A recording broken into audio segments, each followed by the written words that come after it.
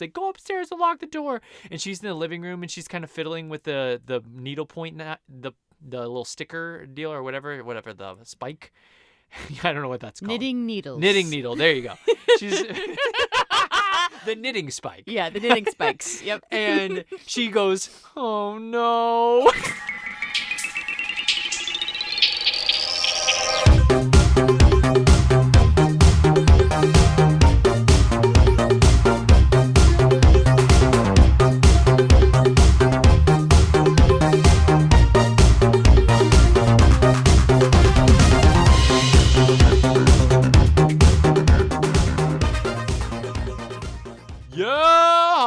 Episode. Rach, how scared are you just to be in Halloween season right now? Because you live your life in perpetual fear for this time of year. I have nervous sweats almost daily thinking about this time of year. Uh-huh.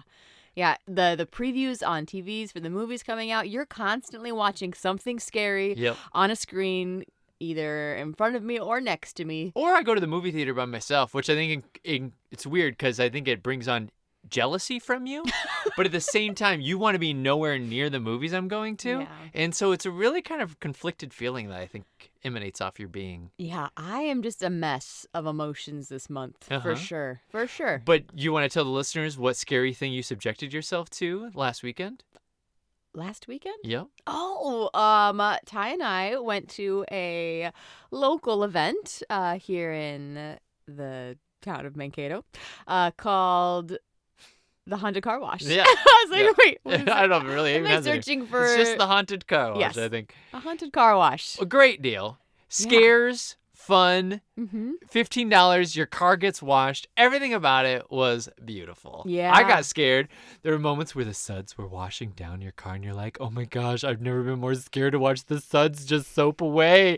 And then all of a sudden you see Michael Myers standing there. Or you're sudsed up and then all of a sudden a clown comes on the side of the car and washes the suds off. It's like, ah! Terrifying. Yeah, I mean, thankfully we're locked in the car, so we've got that going for us. But unthankfully, we're moving forward, not at our own pace. Like it just pulls you forward as a car wash does. Rach got so scared. We know how you get locked in, right? You put your car in neutral so you can just ride the tracks. They don't want you to be on your gas or brake at all. And we're in the drying section, which is kind of like dark, and actually nothing spooky happened. I thought it was a missed opportunity. They could add one last thing, like a chainsaw man running out at you. But I think they did that on purpose, but it didn't matter for Rach because Rach is like, let's go. Okay, let's go. Let's go. Kick it into gas. Let's go. And I'm like, Rach, we're still, it tells me when I can go. And Rach is like, no, we got to go. We got to go. We're sitting ducks here. We have to go. And drive. So I kicked her into gas when we were still supposed to be in neutral. We were locked in and we drove off the track. I was like, I've never done that before. But when my wife is screaming at me to go, I keep thinking she's seeing stuff. I just could feel it. I just thought something was around the corner waiting for us. So, but yes, that's what we did. There was a sad little Elmo man who looked like he was not supposed to be scary, but it almost was scary. Oh, probably the scariest thing there, I would say. Little Elmo, he's like waving at you. He has a bucket for tips. He's like, little head tilt. Yeah. Yeah, horrifying. Yeah. But yeah. So brave. Haunted car wash. So brave, you guys. Yep. Rach would not go to haunted houses with me. I keep trying to trick her into them, but she's just not down for it. No, I don't like haunted houses. I know that they've probably gotten better, and usually you can't be like touched or anything, but unless you sign a waiver. No, thank you. No, thank you. I'm not here for that. Well, ladies and gentlemen, we're so excited to be here hanging out, doing our Halloween episode this year. We'll have a Christmas episode, I'm sure, for you as well. Just a reminder, give us a little rate, review, smiley face, thumbs up on all your podcast streaming platforms. We'd really appreciate it on Spotify. I know a few of you have went and done the iTunes one, and I thank you so much for it. It's fun to read the reviews, but we could use your help on Spotify. And they make it so easy. All you do is type in Summers Off, you click on our thing, and the star rating thing is the first thing you'll see before you even see an episode. Boom. Easy peasy. Rach, have you rated yet? I mean, am I supposed to rate our own podcast? No. Yes, I rated it. Yeah. I did. We share an account, too, so... We only get one vote. We need your help. We need your help. But we decided to watch a spicy little movie. Rach has only been to one other scary movie in the theater, and that was It 2. It Part 2. Yes. You went to that one with me in the theater. Yes, I did. Yep. I did do that. Good for me. Yeah, that was your first scary movie in the theater. We talk about this almost every time somehow it comes up, but I hate horror. I obviously we started with that in this podcast, but I hate horror, and so it's work for me. It's physical labor for me to go to scary movies, especially when you're vulnerable in the theater. Yeah, I have learned to often treat myself when I'm there, so get all the popcorn, get all the pops, the sweets, just to make that an enjoyable experience, and then to bring blanket-like clothing. So that you did have like a blanket-like thing that you were all cuddled up in. Like early in the movie, I see Rach. They talk about Michael Myers as the shape. Well, I see the shape right next to me. Only the shape is condensing into a small ball and is bringing more layers on her that I even knew she brought in with her. I swear she had like little pocket blankets, like space blankets that folded out. And so she just keeps bundling up. And so we watched this movie in the theater at the Mall of America, which was super fun to see a classic retro movie like this at the movie theater. Yeah. And the audience around us, there was some youngins and there were some oldins. And I thought they were super respectful. I thought everybody was very quiet. There's some murmurs, but nothing like too bad. Only one person in the audience could not keep their shit together. Who would that person be, Rach? It was me. I was the person. Rach cannot refrain from talking no matter what the setting is. I get so nervous doing scary movies, you guys. I just have to say something. You had so much energy. And then you kept which it was funny because there's funny moments in this movie, and Rach was laughing, and then she was like, how come nobody finds this funny? And so I almost felt like it was freaking you out more that nobody around us was reacting the same way you were. Everyone was so, in your words, respectful, but I thought that was a detriment to the experience. I wanted to be there with fans that, hooped and hollered and laughed. Yeah, Lori, pick up that knife, you idiot! That's what you wanted? You wanted the yells? I wanted everyone to yell at the screen all together because it's a movie we've all seen. Sure. No one's there for the first time, I don't think. I probably was the closest thing there to my first time. Some of the second time some of them were teenagers, and I bet they had never seen it. I guess, but I bet they saw the new one, and they were like, hey, let's go watch the old one. It's going to be at the Mall of America tonight. Yeah. And I know that's a thing when we watch scary-ish or suspenseful movies with friends. I usually have to put a disclaimer on it. Hey, I will do my best, but I have to talk. It just takes the edge off for me. And I know it's annoying. So just don't watch a movie with me if that bothers you. I like watching scary movies with Rach when I've already seen them. Yeah. But if I haven't seen them before, she drives me nuts. I can't stand it. But during It Part 2, you were really good about it. I don't know what happened to you last night. You just couldn't keep it together. Well, this movie has so many gold moments. It's the camp is there. It's just it's funny and scary and it was great. Okay, so for those youngins who maybe have not seen Halloween 1978, not 2018. Yeah, let's be clear what we're talking here. We're talking about 1978. Explain to them what they would be subjecting themselves to. Right. So let's start at the very beginning. Hold on. You have a little eyelash. Oh, I felt that. Thank you. I got it. Right, I'm just retracting it. It's trying to follow me and blow it. Let's start back actually with Halloween 1965. Oh my gosh. Okay. Is that the right date? I maybe 1964, 68, Who knows? 65. No one checked this in math. the 60s. We come across a young adolescent Michael Myers. Yes. He's probably 8. Cute kid, actually. Super cute. I thought when they pulled his mask off at the end, I was like, what a cute kid. And he looked so surprised. He's like, oh my gosh, what did I just do? I was like, what a sweetheart. Somebody give that kid a hug. Yeah. We come across it. It's fascinating because the very first part of the movie is from his perspective. Yep. So you've got it's these little eyes going around, and he's being babysat right now by his older sister. She's got a boyfriend over. Only her and her boyfriend, their hookup, did you notice it lasted 2 seconds? Oh, they're like, hey, why don't we go upstairs? And Michael Myers goes around the house. He comes in, and he's like going down the steps. All right, I'll call you tomorrow, putting his shirt back on. I was like, what? You went upstairs, took your shirt off, and then put your shirt back on as you walked down the steps.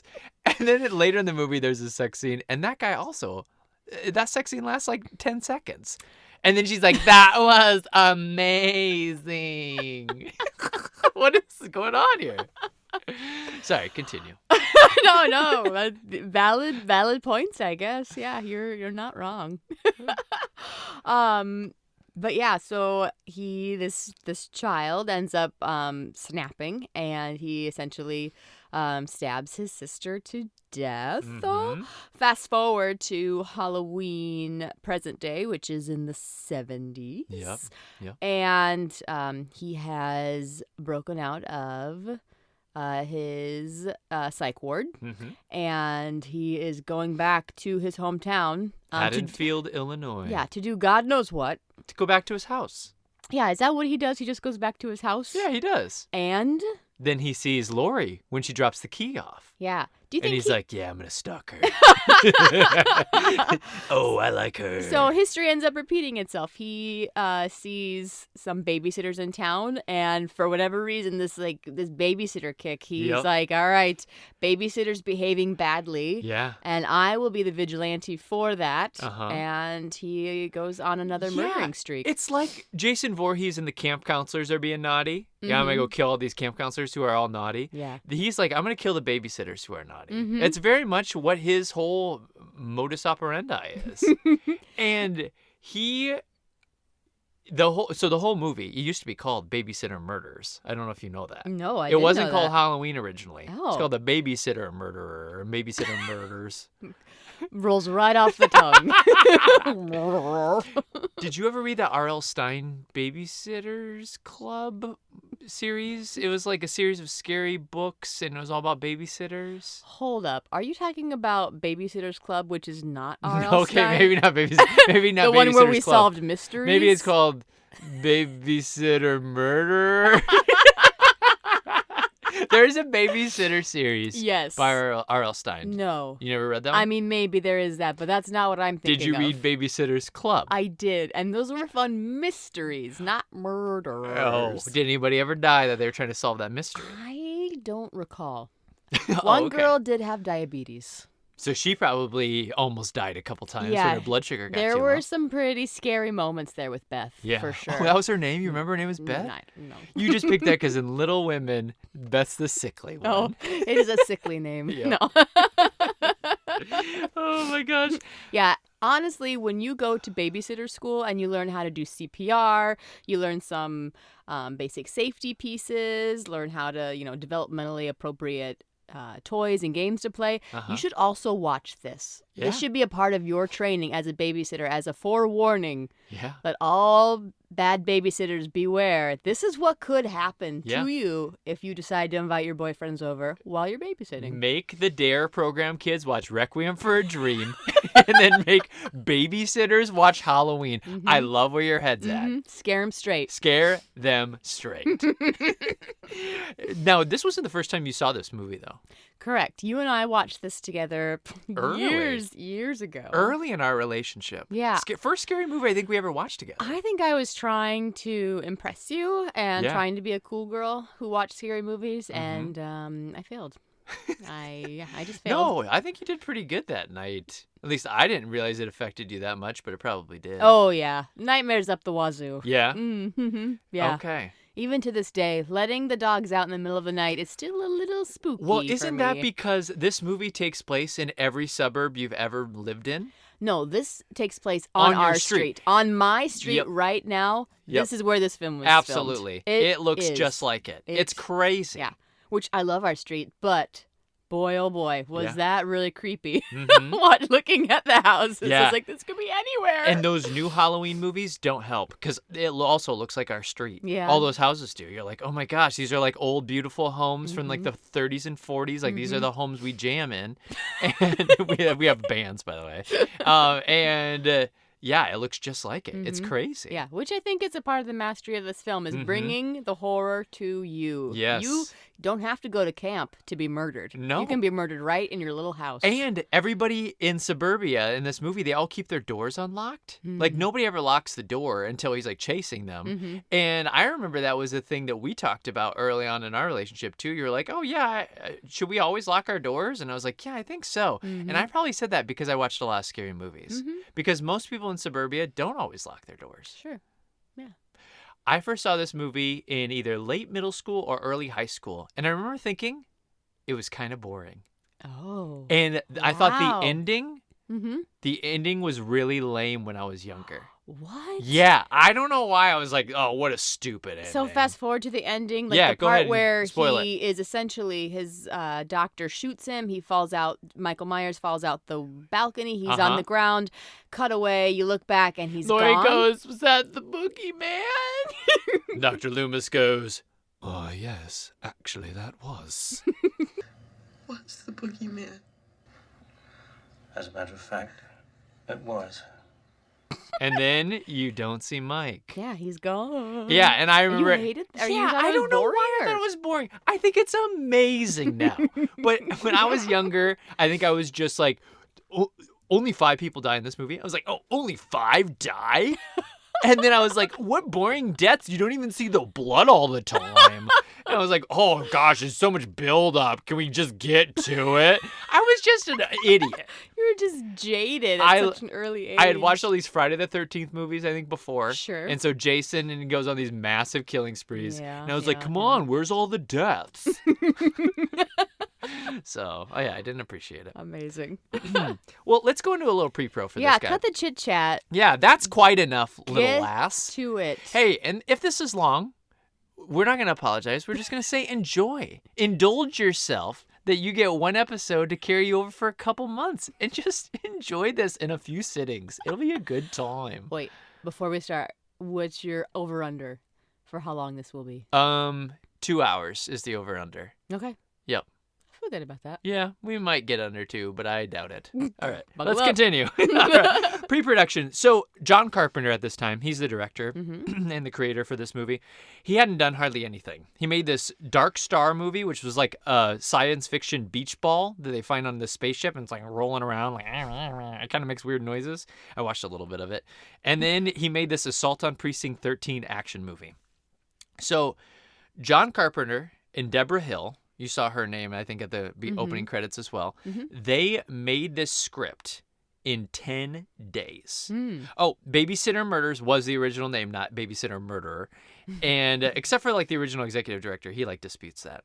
But John Carpenter and Deborah Hill, while they were making this Babysitter Murders script, they were also making out. Of course they were. Yes. I can feel it. It feels very, very hot. Deborah was a cutie. John Carpenter, not so much. He looked like every 70s guy you can like imagine. He's got like long, slick back hair, parted down the middle, and a mustache. He just looks gross. Ew. So Deborah Hill, she wrote almost all of the female dialogue. How do you think she did? Great. Yeah? Nothing threw you off? Nothing bothered you? Was it supposed to bother me? No, not necessarily. You It's just a false question. Sometimes you will call out when men write female dialogue, and you're like, "Oh my gosh, guys don't even understand how girls talk. You guys are idiots." So I just wanted to know: did Deborah do a good job? Yeah, I thought all the dialogue was pretty good. The girls razzed each other quite a bit, but yeah, Annie especially. Yeah, it's a little maybe over the top mean. I kind of thought like, why is Lori friends with these people? And also, why is Lori like this not hot girl? She's not ugly, and everyone's like, "Oh, Lori." That's so funny, isn't it? So she's so smoking. She's got a brunette and a blonde friend. Linda, who says totally all the time, and Annie, who has like a big fluffy brunette curly hair. Yeah. And Annie is so freaking mean this entire movie. He was standing right there. Poor Lori. Scared another one away. It's tragic you never go out. You must have a small fortune stashed from babysitting so much. Guys think I'm too smart. I don't. I think you're wacko. Now you're seeing men behind bushes. And they're so mean to Lori, and Lori is very cute. Mm-hmm. And Lori's like, guys just don't like me because I'm so smart. It's a little bit like the Jessica Biel, like, I don't get cats because I'm too pretty kind of thing. But yeah, what'd you think of that? What do I think of what? What'd you think of Lori being too smart to get guys? Well, obviously, men are threatened by her. Yeah? Like, a guy would be threatened by her. She's the total package. So I suppose that keeps people at bay. No, I didn't get it. I didn't get it at all. Like, she's beautiful. Like, other than her just being like super, super shy. Maybe I'll believe that part of it. But Sure. yeah, I thought her friends were dicks. So Carpenter wanted most of this film to be an homage to Psycho. He loved the movie Psycho. And Loomis, Dr. Loomis, Michael Myers' doctor that you mentioned in the summary, he is a character directly out of Psycho. Oh. There's a Loomis in that. So it's In canon? Yeah, maybe. Ooh. You know, I've never seen Psycho. I have only seen the important scene Yeah? in Psycho. The shower scene? Yep. So I actually have it on my list. I'm going to watch it this week. Oh. And See, this kudos is why for this Halloween. time of the year is so scary. I just don't know what I'm going to come to when I come home. It's like, what are we watching? Oh, it's Psycho. Oh. I try to watch these at work, though. I watched Poltergeist at work the other day because I know you didn't want to watch it. You've already seen it. Yeah. And you don't want to see it again. Nope. It was good. Yeah, it's scary. Yeah, it is. It's really good. They do a nice job with it. Ghosts are scary, guys.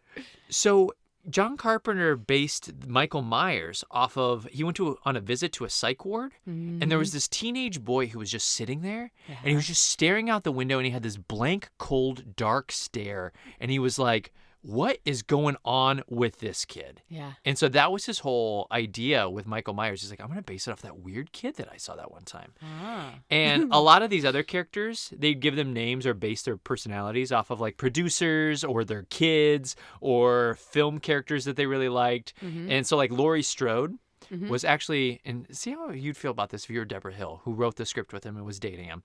Laurie Strode was John Carpenter's first girlfriend. I wouldn't mind that. Yeah? Yeah. I mean, I think if you're the girlfriend, you don't mind because Laurie's not an idiot. She like survives and she's smart and stuff. But yeah, as Deborah, you want to be like, are you still in love with her? Is that why you put her back in this movie? Why don't you name her Deb Hall? This crew, I think it's really important to acknowledge this. This was like a group of buddies who all got together out of film school. Guys and gals who were just like, let's make a movie together. Let's have some fun. I've got some ideas. And they were just kind of throwing shit at the wall. Yeah. And they got together. So this group of pals, like St. Elmo's Fire, made a movie. I love that.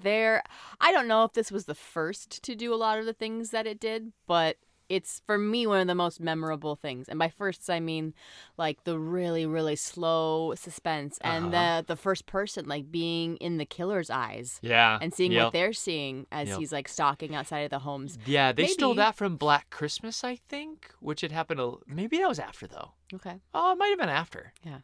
Yeah, I mean, and someone smaller might have done that before, but just seeing that concept, I was like, gosh, this is very clever for the time, I Yeah. would say. Yep. And it's just copied so much more now, you know? For sure. Yeah, it's not the first slasher. People give that to No. Psycho or some other movies. Sure, of course. But they say, like, this is what popularizes the slasher. Yeah, Like, there's the just genre just gets it catapulted, I think. explodes after this. Yeah. So Friday the 13th, I think, is in, like, 2 years after this. So Okay, yep, I it was just wondering what picks came up. before. I was thinking that this was the first of Yeah. that time period where it was just like, let's go, Let's baby. make it happen. This is going to be 70s fun. horror. Yep, for sure. Yeah, and especially in the 80s. So Carpenter's first choice for Laurie was this gal named Anne Lockhart, who was in Battlestar Galactica, for all our Battlestar Galactica fans. Rach, what's your favorite episode or storyline from Battlestar Galactica, would you say? I like the one where we fall into a black hole. Yeah. Yep. Do you remember what happens? How do they get out and stuff? You don't. Oh, so that's the end of the show then. Yeah, it's a season finale. Okay. Very cool. I believe that's how it ends. Have you ever seen one episode of Battlestar Galactica? The old one, not the new one. There's two. Yeah, there's a new one that people really like. I've never seen any of it. I've never seen any of it. I'm not opposed to it. I'm not an anti-Battlestar Galactica gal, but just never have dipped my toe in that water. I used to watch the old one with my dad. Oh, it was fun. That's it was cute. cheesy and fun and a good time. They're fighting these little robot guys and stuff. Yeah, it's a good time. Sounds like a good time. So Jamie Lee Curtis was horror royalty. You mentioned Psycho. I've mentioned Psycho so far. Yes, that's right. Oh, Her mom. Her mom is the main gal in Psycho. Yes, Janet Leigh. I forgot. The original Scream Queen is her mama. She's from a family of actors. Her dad was an actor too, and I think he directed and did some production stuff too. But she went to school for a semester, not for acting. She went to school for law. Oh. And then dropped out and said, no, I want to be an actress. Very cool. Very cool. Well, she tried it. Yeah. I think she went for a semester. It was pretty long. You're like, nah, this isn't for me. Never mind. Yep. My family is pretty big. I'll make a lot of money doing this. So she saw John Carpenter's Assault on Precinct 13, that second movie he did, the action movie. And she was like, oh, I want to audition for this new movie that he's making. He made her come in 3 times for the role. Okay. And this was her very first feature. She had done some small stuff, but this is the first big thing that she does. And one of the reasons that Hill and Carpenter wanted her was because they loved Psycho so much. They wanted to be an homage. We had already mentioned that. And they thought, oh my gosh, if we cast Janet Leigh's daughter in this role, like we can market that. Like that's going to be something that draws people in. We'll be like, we got Janet Leigh's daughter in this movie. Yeah, it's not untrue. I mean, sometimes nepotism is kind of cool, guys. I mean, it's a legacy thing, you know? Yeah. It's not. And especially when they're good. This is true. Uh-huh. This is true. Because Jamie Lee Curtis is so good, it actually works to everyone's benefit. Yeah. Yep. I mean, there's some real doozies of some terrible choices for nepotism. But yeah, this would not be one of them. Yeah. How much money do you think she made for this movie? I think she paid to play. No, she did not pay to play. She did not pay to play. She made $8,000 for the entirety of this movie, which was shot in 4 weeks. So she made $2,000 a week, which if you think about it, that's better than like equity pay on Broadway. Yeah. She made $2,000 a for week. like the ensemble. She's like she's the lead. She's like the namesake pulling people to the film. But there's like hardly any budget for this movie. I know. She made $8,000, Yes. and Curtis said at the time it was crazy money. Yeah. She thought she was rolling in it. The only thing they made her do though is they didn't have a wardrobe. They had a wardrobe person, because I'll tell you about that person in just a second. But they didn't know what to put her in, and so they gave her the option. They're like, hey, can you go buy your own wardrobe? And so she went to JCPenney's and for under $100 bought her entire wardrobe for the movie. So she did have to pay to play. So she did. I guess you're right. I guess she did. And they did not give her the $100. She paid for it out of her $8,000. Yes, she did. Yes, she did. Don't feel too bad for her. She's worth over $60 million now. Yeah, I know. This obviously was a catalyst, whatever. Both at the same time for her. And so she's in Halloween 2. And then she doesn't do the rest of the first selection of movies. Then she's in H2O and then Halloween Resurrection. And then she executive produced those new 3 that came out from 2018, Halloween Kills and Halloween Ends. She's the executive producer. So she's making super bank now. Good for her. Yeah. She should. For sure. I mean, she's kind of like, I consider her just as much an originator of this as John Carpenter. Like, they kind of both created this whole film thing. So let's compare her to Carpenter. So she made $8,000. How much money do you think Carpenter made? He made $12,000. You're really close. He made $10,000. And that's to direct, write the script, compose the music. I saw that. Yeah, he was the composer. Were you surprised by that?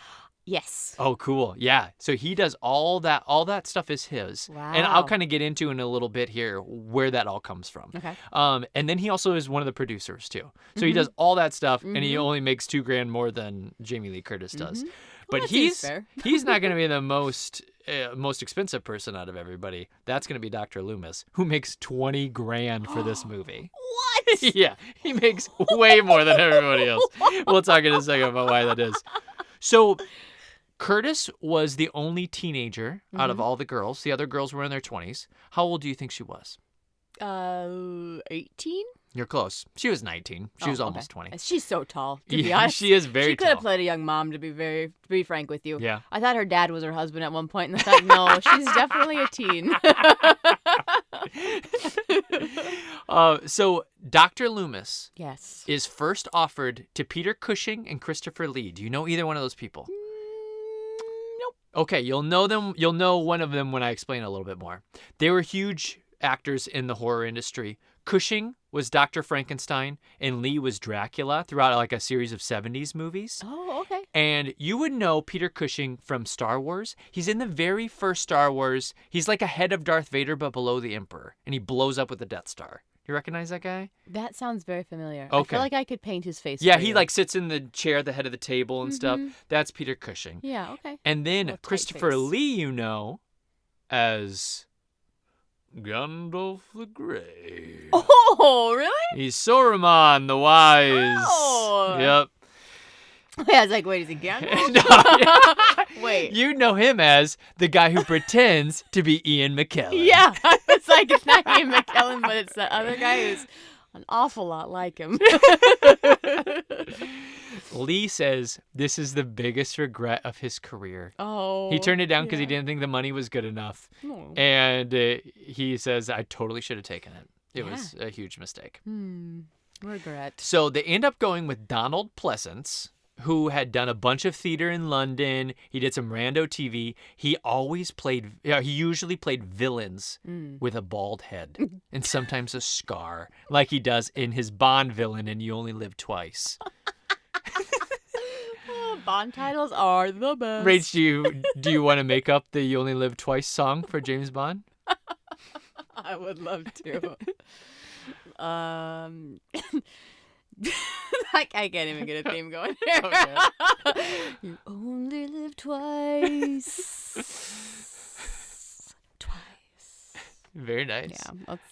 Yep. It just repeats over and over. Well, that's true. Never, never, never say never. Never, never say never. I think that's what that theme song is for that Bond film. So after this movie, he's in All Quiet on the Western Front, which I have never seen because they watched it in 7th grade social studies, and I had a miss that day. I said, have fun with it, kids. But you've read it, right? Yeah, I've read it. Yeah. I liked it a lot. It's good. But I've never seen the movie. But it's pretty good. We'll put it on the list. We can watch it together. And Donald Pleasance is also in Escape from New York with John Carpenter. And he's in Halloween 2, 4, not the one with the mask that we saw, number 3. 2, 4, 5, and 6, the one with Paul Rudd. Wow. Yep. And in all the movies, 2, 4, 5, and 6, you always think he's dead, but then they like retroactively say like, oh yeah, he escaped or he survived, just like Michael Myers did.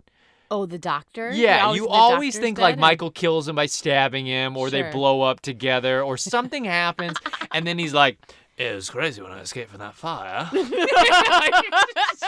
Okay. I guess if Michael escaped, you escaped too. I do. I love a fresh restart. Every time we think we're going to end it, it's like, nope, just kidding. We have more. Well, and one of the reasons why they never could kill Michael, like they always had to leave it open, was because it was directly written into the contract. Michael Myers can never die.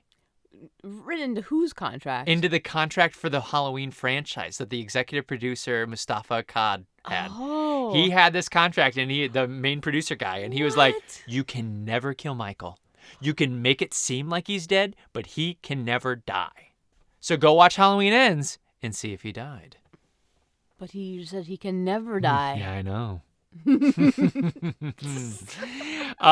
Michael Myers in this movie was played by how many people? 2? 3. One of them, the primary guy, was John Carpenter, one of his best buddies, who went to film school with him at USC. They were even in a band together, and they'd rock out and play music. And that guy's name is Nick Castle. It's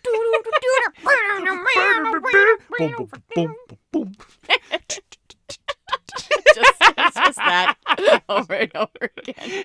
Sorry. So Nick Castle is the main guy. Mm-hmm. And there's a lot of funny pictures. If you like watch some documentaries with him or like see pictures of him, he's a goofball. Yeah. Like he's such a goofy guy. He's almost like Sacha Baron Cohen. Okay. Look is what he looked like back in the 70s. And so knowing what he looks like now, and then you watch the movie and you're like, oh, it does take away a little bit of the scariness. Yeah. Knowing how silly Nick Castle is. But he was just hanging around on set. He was like, oh, you're doing a movie? Yeah, I'll hang out on set and help out in different ways. Yeah. And they were like, put the mask on.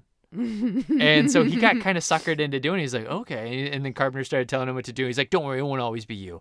But it's like 90 to 95% him. Oh, cool. And they paid him $25 a day for every day that he donned the mask. They're like, all right, we'll just pay for that.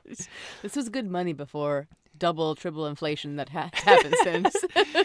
There's also a production assistant who plays him, just for certain scenes. And then the last guy who plays him is the guy who gets unmasked. Oh, so that's a different dude. Okay. Yep. I was wondering. That guy only did one shot, and he got paid $250 for it.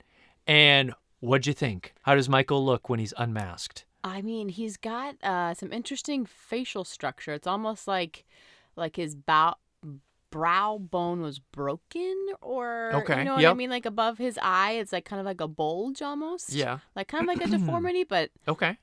Did you not see that? No, I didn't. No. I actually thought he was fairly decent looking. Like I thought, like, well, he was a cute kid, so that makes sense. I guess it does. Actually, if you were going from kid to adult, it does make sense. Yeah. But I couldn't help but think, I think you're too good looking for Michael Myers. But maybe that's okay. Maybe he's kind of sexy. Maybe he's a sexy wild man. So the gal Linda. Do you remember which one Linda is out of the friends? Is it the blonde one with the pigtails? Yep, she's the blonde one. Totally. Do you know how many times she says totally in this movie? I wasn't counting. I didn't know I needed to. Totally, you have to count. Totally. 25. Nope. More? Less. 18. Less. 10. 11. You know, it's totally insane. I'll be totally wiped out. We totally never show. Totally charted. Totally. So she was in Carrie. Oh, okay. So she had been in Carrie. I don't remember who she was. It's been a long time since I've seen Carrie. Probably a mean popular girl. Yeah, that's what I'm Strikes guessing. Me as a mean popular girl. Maybe gets blood dumped on her. Maybe doesn't. Maybe just another random girl at school. Yeah. Not sure.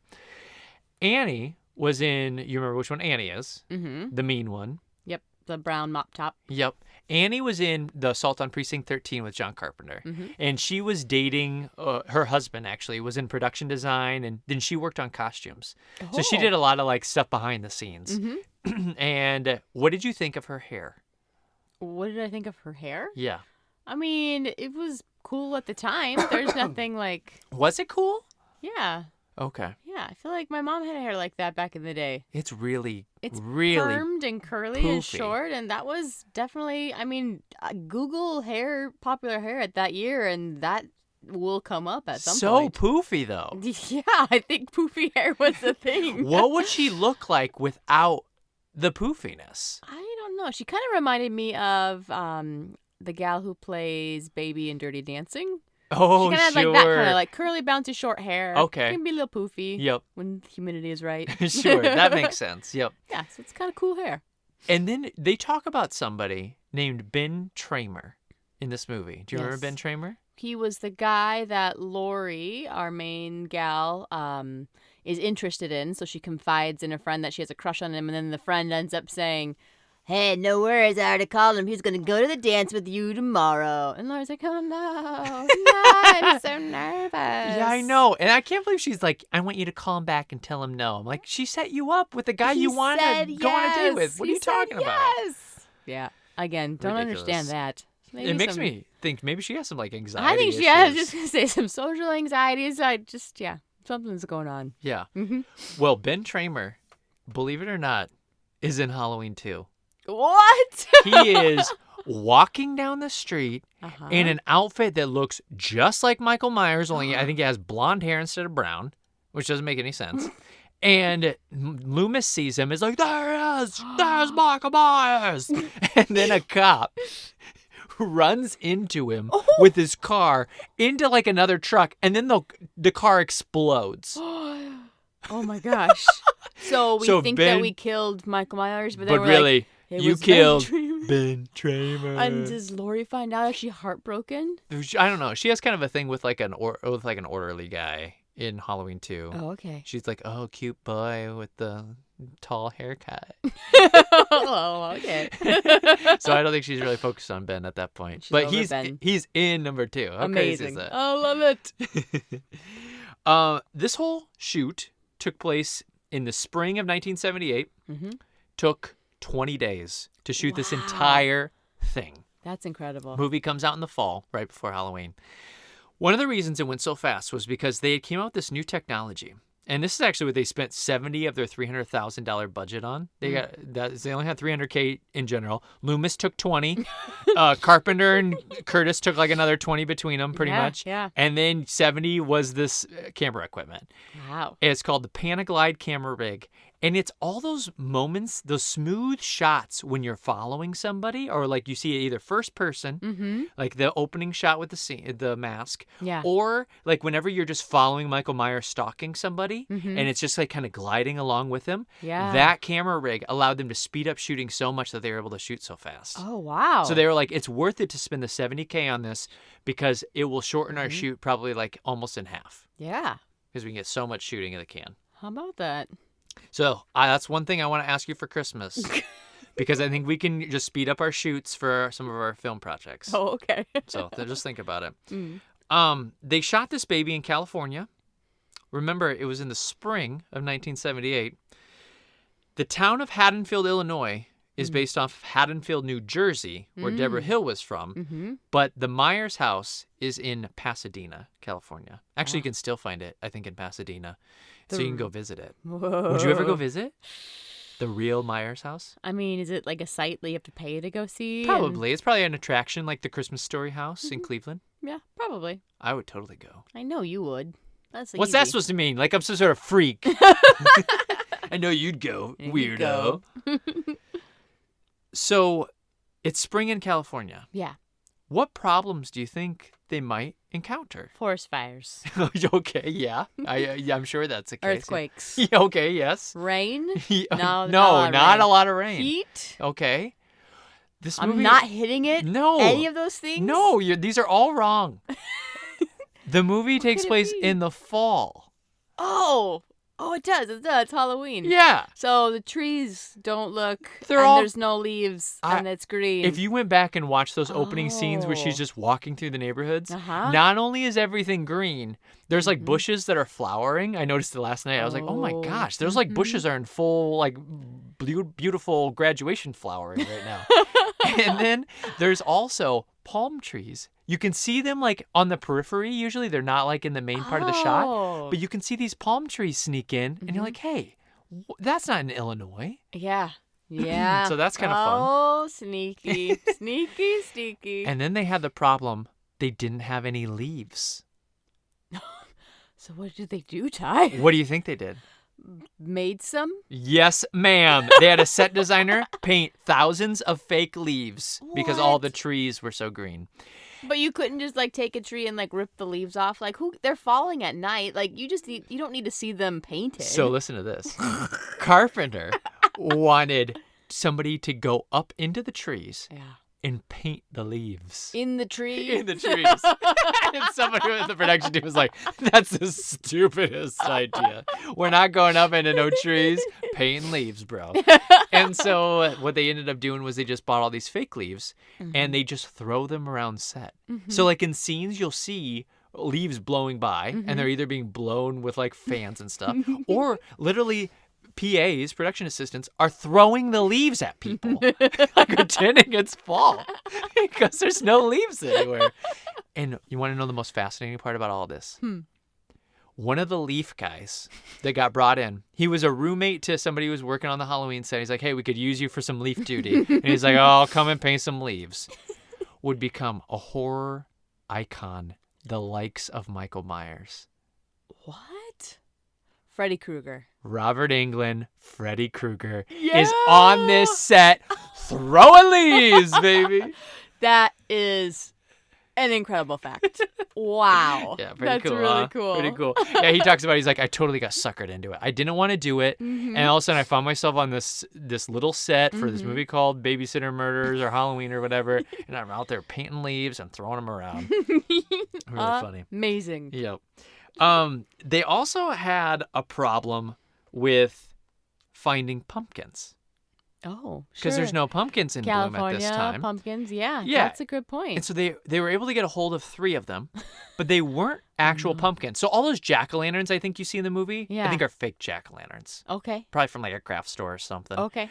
But the pumpkins, like the kid falls on one and it squishes the bullies. like a pumpkin. That does look like a pumpkin, but it's actually a South American gourd. I was gonna say, are they gourds? They are. They're gourds Did they from South get some America. gourds in And they do look a little weird. If you go back and look at them, they're not as orange. They're almost like a pale, like pinky orange color. Yeah. And they have like, they're really wide too. Mm-hmm. And so, and when he falls on it, it almost like the seeds almost look a little weird too. I don't know. There's a lot of things about it. You're like, oh my gosh, I totally can see that. You have to follow that just one time because if you don't have very many of those South American gourds, you're in trouble. Because he only got 3 of them. So I'm sure he did. Yeah. Get it right. Get it right the first time. Yeah.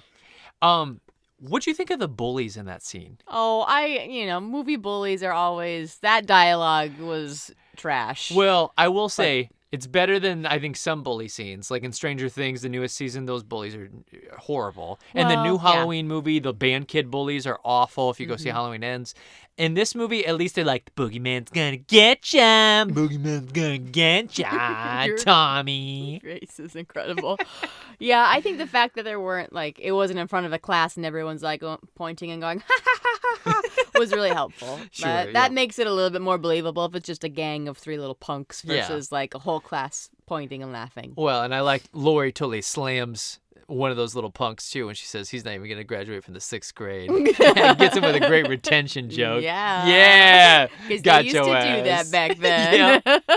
Now we'd say that kid will be in level 3 in no time. They didn't want this movie to be so dark, but they ran out of money. Dark, you mean like from lighting. a lighting Yeah, standpoint? from a lighting perspective. Not like macabre. No, but no. Okay. But they ran out of money, and so they're like, oh, shoot, what do? We don't have enough lights for this guy. I like that it was dark. I did too. I actually thought the lighting was amazing. Yeah. I think it's one of the strongest moments of this movie is all the lighting. Film school things. It's like it's so dark at times. Like some of my favorite, I mean, I could say this both ways. Some of my favorite scariest moments are when it's really, really dark and you're like, God, I thought I saw the outline of a face, and you do. That one's really scary. Yep. Like when she's like, Lori sees it, the friend's dead for the first time, and she's like back by that door, and she's crying, and you see his face just come into view in the darkness. Incredible. That scene is so awesome. Yeah, probably one of the scariest moments in the film, apart from some of the daytime scenes. Yeah? Yeah, when he follows them, whether he's driving past in the car or just like standing there watching her. I think when she's in her room and she looks out the window and he's like in this clothing. In the yard, that to me, that freaks me out. Rach started talking a lot at that moment. In the movie theater. She's like, oh my God, are you kidding me? So scary. Like, oh my gosh. Lori, lock the doors. But yeah, they do a great job with like shadows, his face coming into view just barely visible, him walking around in the background. Like he's in more shots. I think it takes like multiple watches to like see some of all his background work. Yeah. Like comes into view. You're like, oh my gosh, he's in that shot. And I've never noticed it before. Scary. Yeah, it was awesome. The producers also didn't want a lot of blood. So they kept things pretty vague. Like Annie's death in the car when he slits her throat, you don't see really any blood there. What'd you think of the lack of blood in this movie?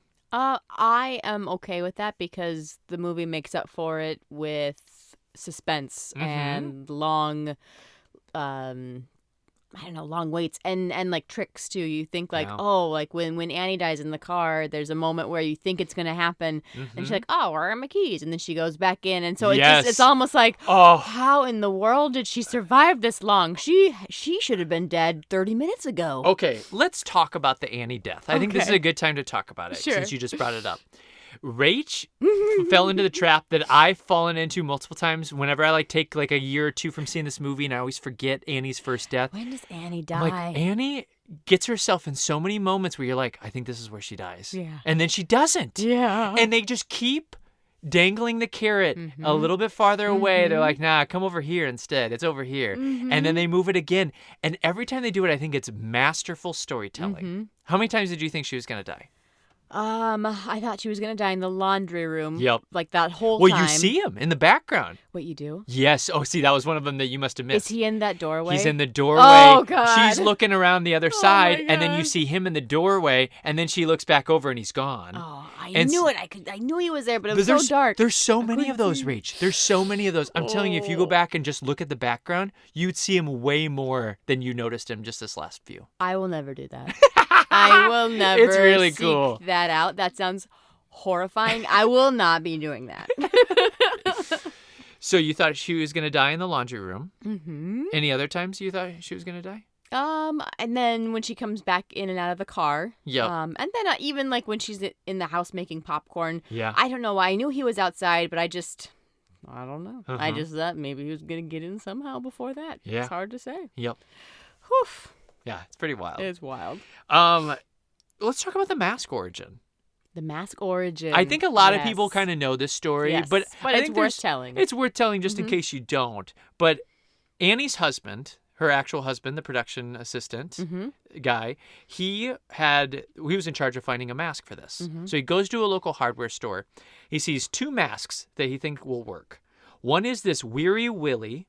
That's like the sad, scruffy clown. Do you know what I say that? Yeah, yeah. He found this Weary Willie mask, and then he also found this Captain Kirk mask from Star Trek.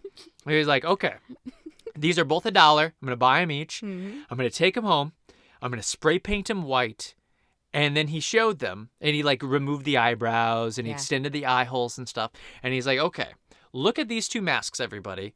Do you want the clown? And they were like, ooh, the clown is really cool. That's super scary. We really like it. And everybody was pretty much sold on this clown. Yeah. And he's like, okay, I also have this other idea. I bought a Captain Kirk mask. Look at this. And he spray painted the hair brown and everything. Yeah, yeah. And they were like, oh my gosh. Yeah. I can't believe you just trumped your other clown mask. This is the mask. Yeah. That's amazing. So he was almost a clown. But Lord knows we don't need any more scary clown movies. We've that's got for plenty sure. of clowns. Yeah, but we around don't here. have scary Captain Kirk movies Yes. until now. Yep. Yep. So that ended up being the mask for the Shape. You know, that's what they call him, by the way.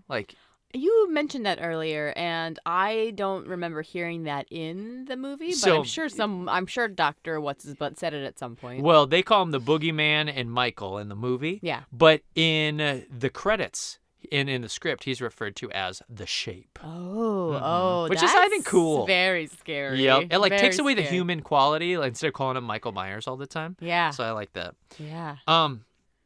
I never got, okay, I always like to admit these things when I'm an idiot on the podcast. I think I lose a lot of respect from our listeners, but I think it's important to acknowledge your faults. Okay. Okay. I never got that his outfit that he's wearing is the garage mechanic's outfit from the yes, truck when you yes. find that guy in the grass. I always just thought oh, he killed this guy. I always thought he took his car, but that doesn't make sense because the truck's right there. Yeah. Well, he I was was like, in a white dressing gown Yep. when he left the ward. So yeah, that's where he got that spiffy little outfit. Yes. I don't know why it took me till last night.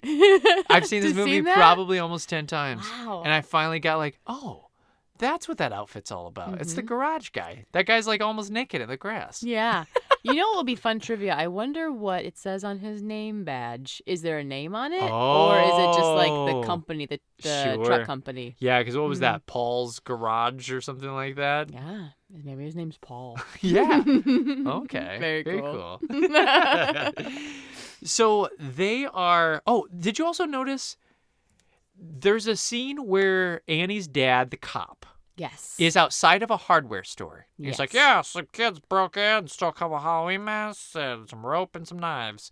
And so they drive past this or whatever, and they finally get the alarm to stop. So it seems like that was within recent history that had happened. Mm-hmm. But you see him early in the day wearing that mask? Like outside Laurie's school? Yeah. So when did he get that stuff from the hardware store? Did they just finally find out? That's a good question. But the alarm was ringing. That might be a little bit of a hole. Yeah. I think you stumbled into a little bit of a Yeah, just something. plot hole. Just something to think about next time you watch Halloween 1978. For the Myers house, they stumbled upon this old abandoned house to use for this. Mm-hmm. And they were like, okay, this is perfect for the Myers house. But what the heck are we going to do when we go back in time? Yeah, and it's spiffy and it's new. spiffy and nice. So what they had to do was they had to fix it up. Oh my gosh. And they actually did that last. So they did the whole movie. And then the last part of the movie, they're like, okay, let's fix up the Myers house. We're flipping it, baby. Painting it, dressing it up, putting wallpaper up. This is going to look great. No one said anything about flipping a house. Yep. And so then they could do that opening scene. Wow. So they bought this house then. Well, apparently. Yeah. Yeah. All right. Now I'm understanding where this budget went. So you bought a house. Yeah. with $70,000 for the paraglide. And then about $50,000 for this house. And that first shot of the movie that you mentioned earlier, the super long shot, that was actually the last shot that they ever did. And the camera would only hold 4.5 minutes worth of footage, and the scene was right around that amount of time. Oh my gosh. And so they were like, shoot, we have to get this exactly right. So they're trying to get it all in one take, and they keep stumbling into things. Problems keep happening. It has to be choreographed so perfectly. There's multiple people involved. They're like, oh, dang it, we got to reset. And so they just keep having to reset, and it takes forever. It takes over 20 takes to do. And finally they find a trick. They're like, okay, we have this perfect up to this moment. We can just do the ending sequence. I have an idea. There's a spot where we can have a break in the footage. Do you know when that moment was? When he puts the mask on? Yes, ma'am. Yes, he puts on a little clown mask. This little 8-year-old Michael is walking around in his little creepy clown mask is on the ground. Maybe it was the clown mask that it was supposed to be before. I don't know. Very scary. But also probably why the love scene only lasts so long. Yeah. They don't have time. Yeah, for sure. Exposition. We've got 4.5 minutes. Get your shirt back on, bro. Get out of here. And that hand that was doing the stabbing, yes, that was not a little boy's hand. That was a Miss Deborah Hill's hand. Oh, very John cool. Carpenter's love. Very cool, Deb. What'd you think of you mentioned this in the movie, or after the movie, you brought this up. What'd you think of Michael's parents' reaction? So he's standing there, like I mentioned before, he's so sad. He's like, what did I just do? Almost like I'm holding this bloody knife. Oh my gosh, what a wild whirlwind. Yeah, his parents come home and he's just standing out in a little clown outfit with a bloody knife. And it's kind of like a freeze as they zoom out. But like mom's standing there and all of a sudden she puts her hands in her coat pocket. Like I can't, you just have to watch it to see what I'm explaining, but it's just the funniest things. Like, what is she doing? Well, now, Michael, where'd you get that bloody knife? Not again. Like, that's what it conveys. Yep, for sure. It's such a funny reaction, the way that they're looking at him. Nobody, like, tries to take the knife out of his hand or anything. They're all just like, what's going on over here? Well, and it could be, for me, it was one thing. If it was a soft freeze, fine. But the fact that it starts as kind of a soft freeze and then mom breaks soft freeze and puts her hands in her coat pocket. Like, no, move. Why did you move? Doesn't make any sense. This is not casual. Oh my gosh, it's so funny. And the audience was silent. Yeah. Nobody laughed. Rach is with giggling me. and the audience is dead silent. Having a great time by myself. We'll definitely talk about some more laugh moments that you were giggling and I was giggling too. So Carpenter made a fear meter for Jamie Lee Curtis to tell her how scared she should be at every moment. So she wasn't always at a 10. So he'd be like, hey, brilliant. This is a 6. Oh, this is an 8. Things are getting worse. You feel better now. It's a 4. So he'd give her this kind of scale to work off of. How'd you think she did with that? Oh, I think she's great. I think she's a scream queen. She is. She's definitely a scream queen. The scream queen. I think so. I think you'd say yes. I mean, that's. Is there anybody else you'd put in that category with her, like to compete with her for the top spot? Maybe, I don't know. It wouldn't be this person. They wouldn't make it that high, but like you could say Neve Campbell. Yeah, in Screams, she's really good. Or cast of I Know What You Did Last Summer. I don't know. There's people who are good as well, but Jamie Lee Curtis just has she's the gal, brevity right? of work. I love that idea though, because I think a lot of times actors can just like go to 10 and just stay at 10, and that gets hard to watch over and over again. So I think that's nice to have, like, hey, this is your number. Don't max out on this. We have to save it. We have to pick 2 moments where now you are afraid for your life. The new Scream movie that came out last February, the main gal is at a 10 like the entire movie, and she is unbearable to watch. Yeah, like you're like, bring Neve Campbell back in here. I care nothing for this gal. I want her to die. Neve Campbell, you're Scream Queen again. So it's a huge deal, and I think Jamie Lee handles it masterfully. She has this moment in the last sequence when she's back in Tommy's house, and she's like in the living room. He's kind of chased her to the front door, and she got in and she locked the door, and she's like, go upstairs and lock the door. And she's in the living room and she's kind of fiddling with the needle point, the little sticker deal or whatever, the spike. I don't know what that's called. Knitting needle. There you go. She's the knitting spike. Yeah, the knitting spikes. Yep. And she goes, oh no. She has this noise. And this verbalization that comes out that I think is the absolute perfect choice, because it's what you would really do. Like, oh no. Oh no. It's so good. Yeah, agree. Yeah, that's perfect. That's pretty much perfect. I love how she then stabs him with the knitting needle and think that killed him. Yeah. Like, girl, a knitting needle isn't gonna kill anybody. Don't drop the knitting needle. Don't drop the knife. She drops the knife and she sits on the couch with her back to him. She's like, oh my gosh, that was crazy. Twice, maybe 3 times. But yeah, because that wasn't the only time. When's the next time she does it? Oh, the other, like, for me, one of the most iconic scenes, like at the very end, where she got the knife from him, and she's after the closet, tassel, and she ends up tussle is what I meant. The closet tussle, and so she's hiding in a closet, and he's bursting through it, and he flicks on the light too, which is cool. I thought that was really cool.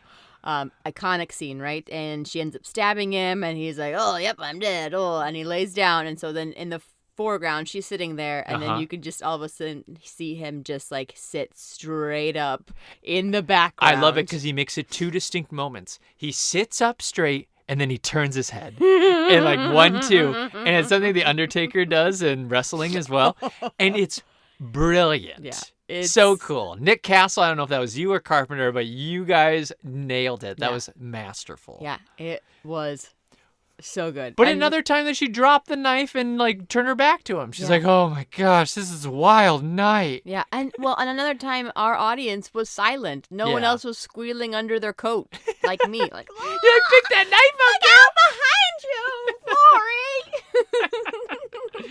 Oh my gosh.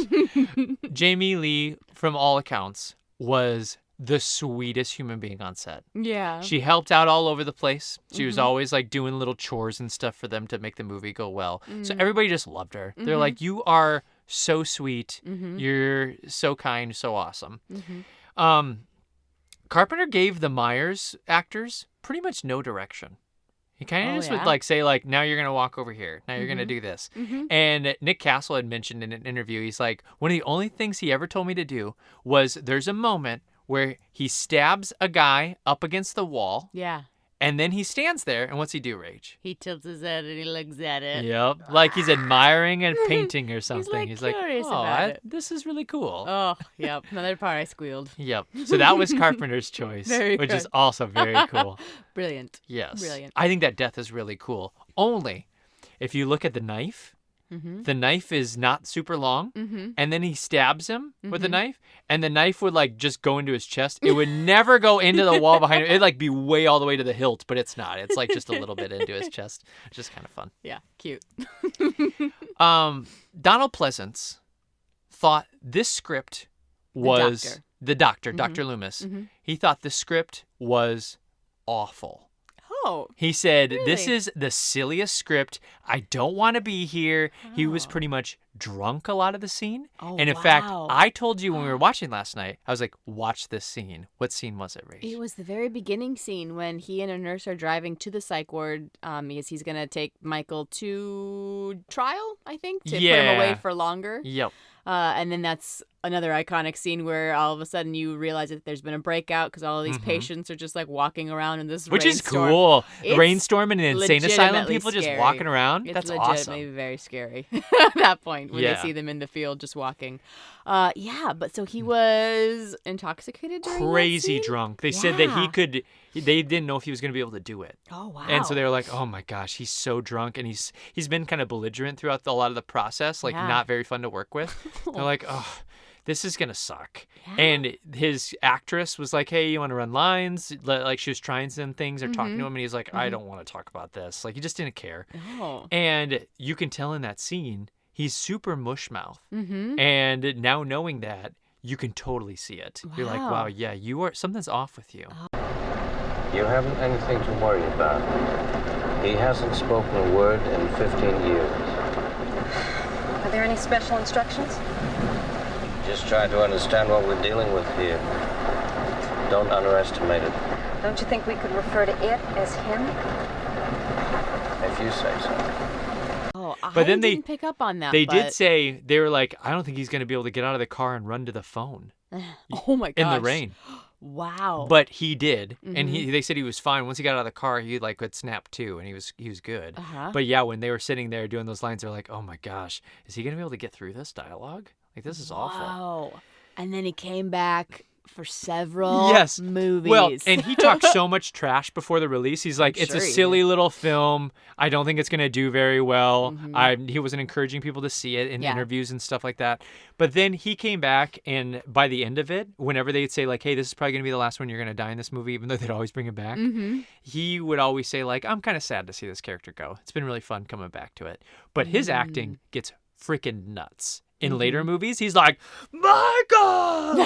Oh, is this who you want? I've got the girl for you! And he's like using her as like bait and stuff. And he's like, Michael, come here. We have to die together. All this stuff. He's total weird nutcase. Losing his mind. Later in the movies, For yeah. sure. Yeah.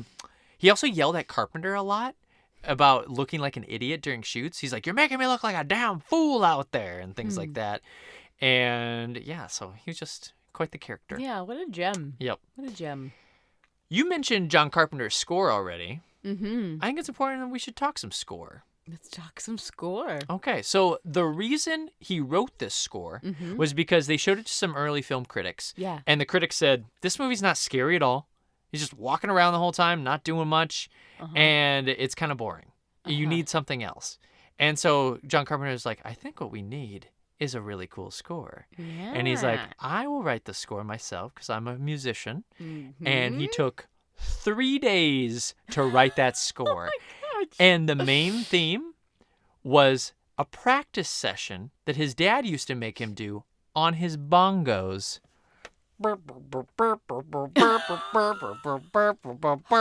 Wow. Wow. It's ingrained in his head. Yes. Wow. That's incredible. Mm-hmm. Yeah. What do you think of the score? Incredible. I think it's great. And it definitely adds to that. You think about like if you watch a horror film on mute and you don't have any of the underneath of it, it doesn't hit the same, right? Because you don't know. I mean, you kind of know like, oh, something's coming, but you really know when that score starts to pick up. Or in this one, when there are like false kills or false things, suspense, where you're like, is it coming? Nope, it wasn't there. So. Some of his, not like the main theme, some of his other themes are so nerve-inducing. Yeah. Like he has this build-up that he does with certain themes. Like there's a couple songs in the instrumental that I actually think are like legit amazing soundtracks, no matter if it's scary or not. They're just brilliant. What do you think when I'm going to give you multiple scary movie themes? You're probably not going to know one, though. Do you know the Freddy one? 1, 2, Freddy's coming for you. You have sang this a few times. Okay, You so creepy kid. know that one. Okay. And then you know the Psycho one. Yep. And then the last one I'll give you is kill mama from Friday the 13th. Mm-hmm. What do you like the best? Out of those three? Yeah. And Halloween. And Halloween. 4. I would say Halloween's the best. Yep.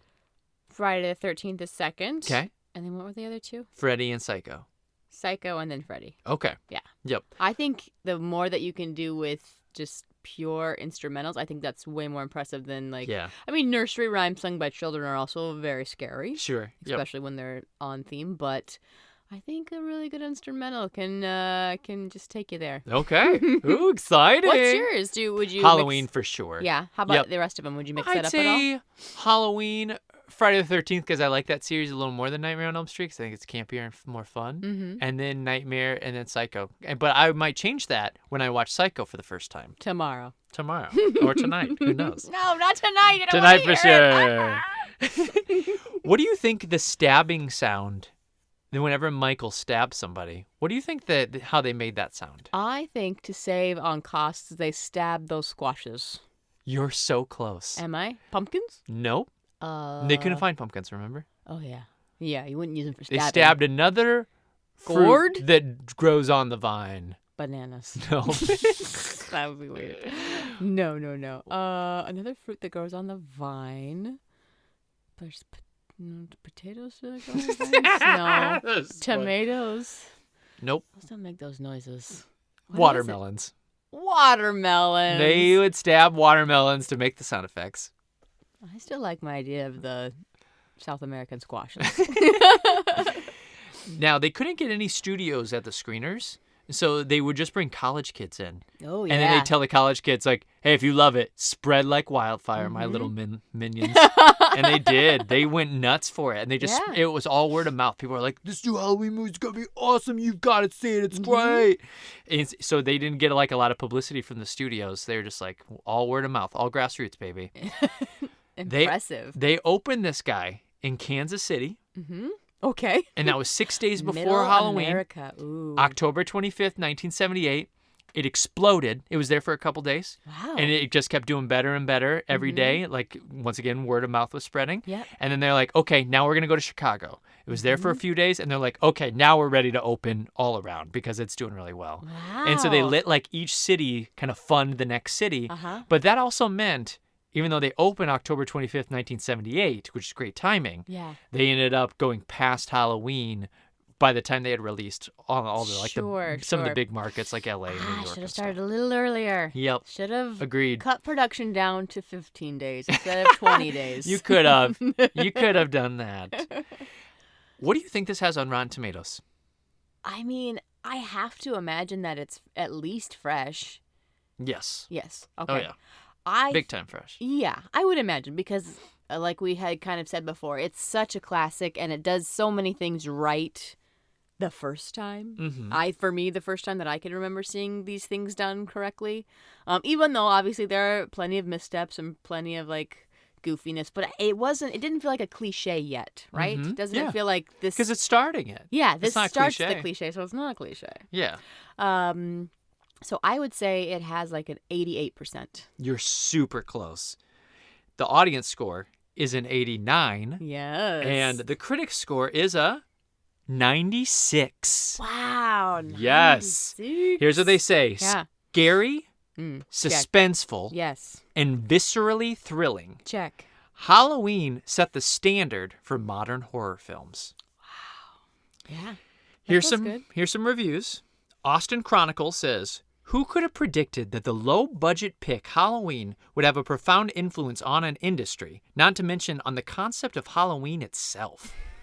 Ooh. Yes, very high. Now listen to this. Let's stay in this heady atmosphere. Yeah. Oh, here. I love being heady. Film Spotting says, what's crucial isn't that Laurie survives because she's the only virgin.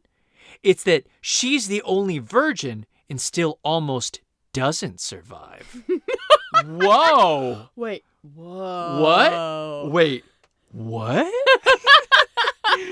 All right. Now listen to this. Washington Post. Since there is precious little character or plot development to pass the time between stalking sequences, one tends to wish the killer would just get on with it. Oh, you totally missed the point. Totally missed the point. All right. And then my final one, the Flick Philosopher. Really high and mighty film critic. This guy's excellent. It's boring. It's not scary. There, I said it. I think he sounds like he's just being contrary to be contrary. Yeah, I think so too. Some people do that. You gotta hate on other people's fun. Yeah. Yep. What do you always say? You gotta yuck somebody's yum? You're yucking someone's yum. Yep. I don't know that it works. So I think I said earlier the movie cost $200,000. It cost $325,000. Let's be accurate. Yeah. It made. You want to take a guess? A lot more eventually, or right away. It made $47 million in the theater. Rousing Back in the success. day? Yep. Oh, wow. Take that, camp. It ended up, after video sales, making 70 and other theatrical releases, 70 million total. Wow. 325,000 Wowza. to 70 mil. Crazy. Yeah. Crazy. Compared to other movies around this time, so it cost $325,000 to make. The same year, The Wiz came out, cost $24 million. And Superman, the first Superman movie came out. Oh, yeah. And it cost $55 million. Okay. Little perspective there. Wild. Yep. How little. So in 2006, Library of Congress put it in the National Film Registry. And then let's talk about some all-time statistics. Okay. Rolling Stone put this at number 4 for scariest movies of all time. Put it behind Psycho, The Shining, and The Exorcist. You have promised me you will see The Shining and The Exorcist. I did say that. And Nightmare on Elm Street 1. I don't remember that. Because you said it's a classic. You're going to watch it. I feel like you're sneaking that one in. I don't know that was a promise. I think it was like I'll probably watch it. Yeah, that you're sounds for sure like going to how watch I it. said it. Yep.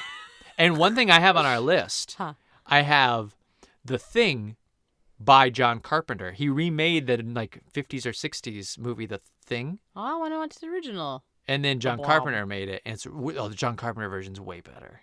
Super good. It sounds like it's scary then. I don't want to watch it. It is scary. I don't it's want great. to watch a scary thing. Yeah, it's super good. You're going to watch it. And then last year, I got really into this. Rotten Tomatoes did a bracketology thing for scary movies around Halloween. Oh, do you remember cool. this? No, I think I probably told the you back in the day. concept is very interesting. So it would match movies up, and sometimes I was like, "Why are you matching these movies up already? You gotta do it. That's too early to have these two great movies go head to head. You gotta wait till Final 4 or Final 8." But Halloween made it all the way to the finals against The Shining, and I voted every single week, Rach. I was rooting for Halloween to take it. Killer Clowns is my favorite scary movie, but Halloween, I think, is my second favorite scary movie of all time. So I was really rooting for it. It takes down The Shining. Winner, chicken dinner. I think it won really close to it. I think it was 51-49. Yeah. It's going to be every Senate race that I care about this year. It's going to give me a heart attack. But, so, yeah, it took down Best Scary Movie for Rotten Tomatoes, fan-voted bracketology. On having not seen many of them that were on the bracket, I feel, as a non-scary movie watcher, I feel pretty good about that. Yeah? I feel like, yes, that is true. Poltergeist was up there, and Hereditary was up there, too. Oh, yeah. Hereditary was the newest movie that was a top 4, top 8. Maybe it was a top 8. Yeah, she pretty scary, too. I think...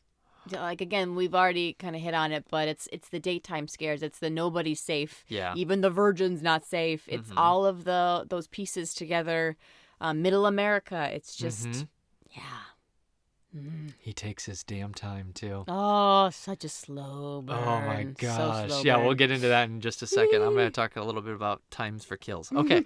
So let's do a little tagline central, though. Oh, okay. All right. I have so many taglines. This tells you it's a new filmmaker because they come out. This. Yeah, they're workshopping taglines and putting them on different posters and seeing what they think. All right, listen to all these. I'm going to go through fast. Okay. The trick was to stay alive. The trick is to stay alive. The night he came home. The night he came home. He came back for Halloween. He's come back. everyone is entitled to one good scare. Let's celebrate the horror. Happy Halloween. Trick or treat. Or die.